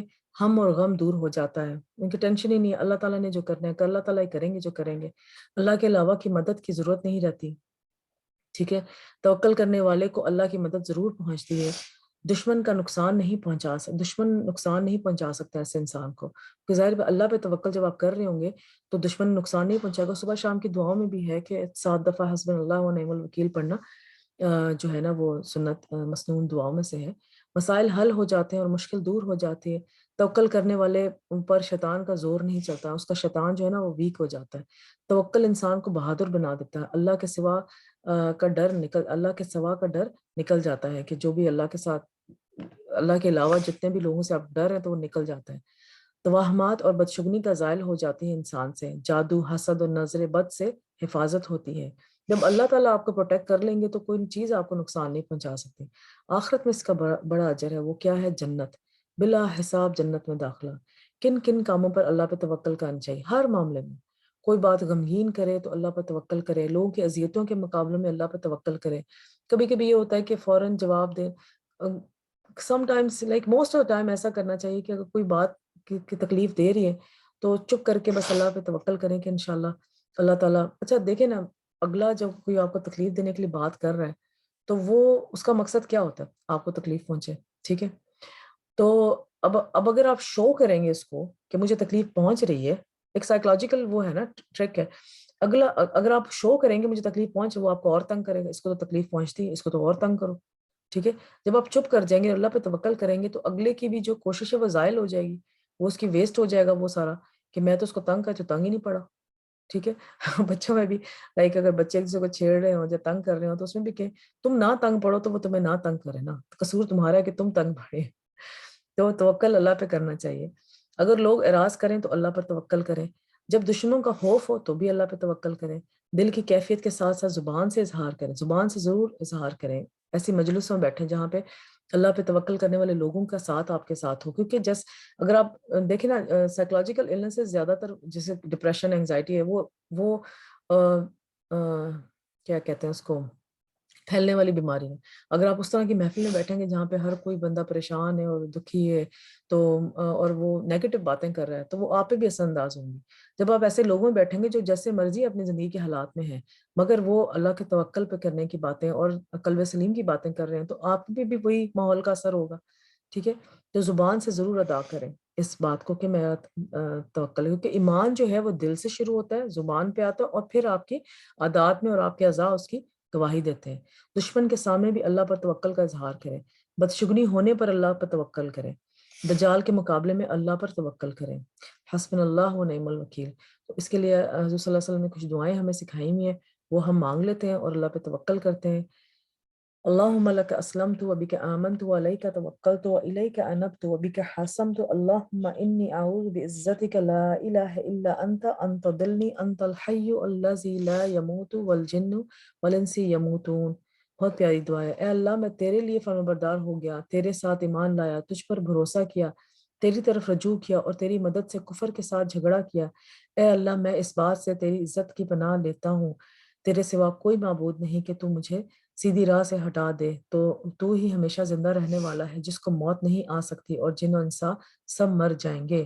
تمام معاملات اللہ کے سپرد کر دینے چاہیے۔ بہت پیاری دعا ہے۔ اللہم رحمتک ارجو فلا تکلنی الا نفسی طرفت عین واصلح لی شانی کلہ لا الہ الا انت۔ اے اللہ میں تیری رحمت کا امیدوار ہوں، تو مجھے آنکھ جھپکنے تک کے لیے میرے نفس کے حوالے نہ فرمانا۔ سبحان اللہ، بہت پیاری دعا ہے کہ آنکھ جھپکنے تک اتنا سے بھی ٹائم کے لیے جو ہے نا مجھے اللہ تعالیٰ اپنے نفس کے حوالے نہ کرنا، کہ کیونکہ میرے نفس نے تو یہ کام کرنا ہے کہ آپ سے دور کرنا ہے، آپ پہ توکل نہ کرنا سکھانا ہے، تو میں ہر وقت آپ پہ توکل کرتا رہوں اور آپ کی رحمت کا امیدوار رہوں، کیونکہ اگر ایک سیکنڈ کے لیے بھی جو ہے نا اللہ تعالیٰ مجھے میرے نفس کے حوالے نہ کرنا اور میرے سارے معاملات درست فرما دے، تیرے سوا کوئی الہ نہیں۔ بہت پیاری دعا ہے۔ اللہ پر توکل کرنے کی دعا مانگتے رہیں، اور یہ بھی ہمارے سونے کی دعاؤں میں سے ہے۔ اللہم اسلمت وجہی الیک ووضعت امری الیک والجأت ظہری الیک رغبۃ ورہبۃ الیک لا ملجأ ولا منجا منک الا الیک، اللہم آمنت بکتابک الذی انزلت بنبیک الذی ارسلت۔ اے اللہ میں نے اپنا چہرہ تیرے سپرد کر دیا، یعنی کہ اپنے سارے معاملات تیرے سپرد کر دیے، اپنا معاملہ تجھے سونپ دیا، میں نے تیرے ثواب کی توقع اور تیرے عذاب کے ڈر سے تجھے ہی پشت پناہ بنا لیا، تجھ سے بھاگ کر کہیں پناہ اور نجات کی جگہ نہیں مگر صرف تیرے ہی پاس۔ اے اللہ جو کتاب تو نے نازل کی میں اس پر ایمان لایا، جو نبی تو نے بھیجے اس پر میں ایمان لایا۔ مصیبت کی سختی سے پناہ مانگے اور اعوذ باللہ من جہد البلاء و درک الشقاء و سوء القضاء و شماتِ الاعداء، کہ میں اللہ کی پناہ چاہتی ہوں سخت مشقت، بد نصیبی کے پانے، بری تقدیر اور دشمن کے خوش ہونے سے۔ تو دعائیں ہی ہیں جو تقدیر کو بدل سکتی ہیں، تو دعا مانگنے میں تو کوئی حرج نہیں۔ اللہ کے فیصلوں پر رضا کی دعا، اسألوک رضا بعد القضاء، اے اللہ میں تجھ سے فیصلوں کے بعد ان پر راضی کا سوال کرتی ہوں۔ مصیبت کے وقت اللہ سے خیر کی دعا مانگنا بہت پیاری دعا ہے. ان للہ و انا الیہ راجعون. اللہم اجرنی فی مصیبتی واخلف لی خیرا منہا. بے شک ہم اللہ کے لیے ہیں اور ہم اللہ کی طرف ہی لوٹ کر جائیں گے. اور اے اللہ مجھے میری معصیت میں اجر دے اور مجھے اس کا بہتر نعم البدل عطا فرما. تو اللہ کو اس کو اس سے بہتر عطا فرماتے ہیں کہ مجھے اس مصیبت میں جو بھلائی چھپی ہے اللہ تعالیٰ، کیونکہ ہم انسان بے صبر ہے نا، تو اس مصیبت میں جو بھلائی چھپی ہے وہ جلد از جلد میرے سامنے لے کے آ تاکہ میرے دل کو سکون آئے. تو آج کے لیکچر میں آج کی جو اس میں قرآن کے موتی جو ہم نے پڑھا کہ تقدیر پر ایمان لانا کیوں ضروری ہے، تو وہ ساری باتیں ہم نے پڑھی. اس میں اللہ کا توکل جو ہے وہ سب سے امپورٹنٹ تھا. تو ہمارے کرنے کے کام کیا ہے کہ مصیبت پہنچنے پر فوراً وداؤٹ اینی تھنگ اللہ کی طرف رجوع کریں، نماز پڑھیں. مصیبت پہنچنے پر یہ عقیدہ رکھنا کہ اللہ کی طرف سے آئی ہے، اس بات پہ یقین رکھنا کہ جو پہنچائے وہ ٹل نہیں سکتا. قدر اللہ و ما شاء فعل. اللہ کا شکر ہے، لاکھ شکر ہے کہ اللہ نے یہ دن بھی کمپلیٹ کروا دیا. اب ایک رمضان جو دعاؤں کے ساتھ کا سلسلہ میں شروع کیا تھا، آج کی دعا ہم اللہ تعالیٰ سے مانگ لیتے ہیں. نفس کے عمل کے شر سے دعا. اللہم انی اعوذ بک من شر ما عملتہ نفسی. اللہم انی اعوذ بک من شر ما عملتہ نفسی. اے اللہ بے شک میں ان اعمال کے شر سے آپ کی پناہ میں آتا ہوں جو میرے نفس نے کیے. کہ نفس سے، انسان کی نفس سے بہت سارے گناہ ہو جاتے ہیں، جیسے حسد ہے، کینہ ہے، کفر ہے، زبان سے جو بہت گناہ انسان سے ہو جاتے ہیں، تو اس سے اللہ تعالیٰ کی حفاظت چاہ رہے ہیں. اور اس کو انگلش میں بھی دیکھ لیتے ہیں. دعا of safety from evil committed by نفس. اللہم انی اعوذ بک من شر ما عملتہ نفسی. او اللہ I seek refuge in you from the evil committed by my نفس. آمین ثم آمین. جزاک اللہ خیر. تھوڑا لمبا ہو گیا ایز یوزل، سو معافی چاہتی ہوں اس کے لیے. دعا مانگ لیتے ہیں. کوئی کوشچن ہو تو دعا کے بعد انشاءاللہ ہم لے لیں گے. لا الہ الا اللہ وحدہ لا شریک لہ الملک لہ الحمد وہو علی کل شیء قدیر. اللہم صلی وسلم علی نبینا محمد. اللہم اجرنی من النار. اللہم اجرنی من النار. اللہم انک عفو تحب العفو فاعف عنا. اللہم انی اسألک الجنۃ الفردوس. اللہم انی اسألک الجنۃ الفردوس. اللہم صلی وسلم علی نبینا محمد. آمین ثم آمین. سبحان اللہ والحمد للہ سبحانک اللہم وبحمدک اشہد ان لا الہ الا انت استغفرک واتوب الیک. آمین ثم آمین. السلام علیکم ورحمۃ اللہ وبرکاتہ.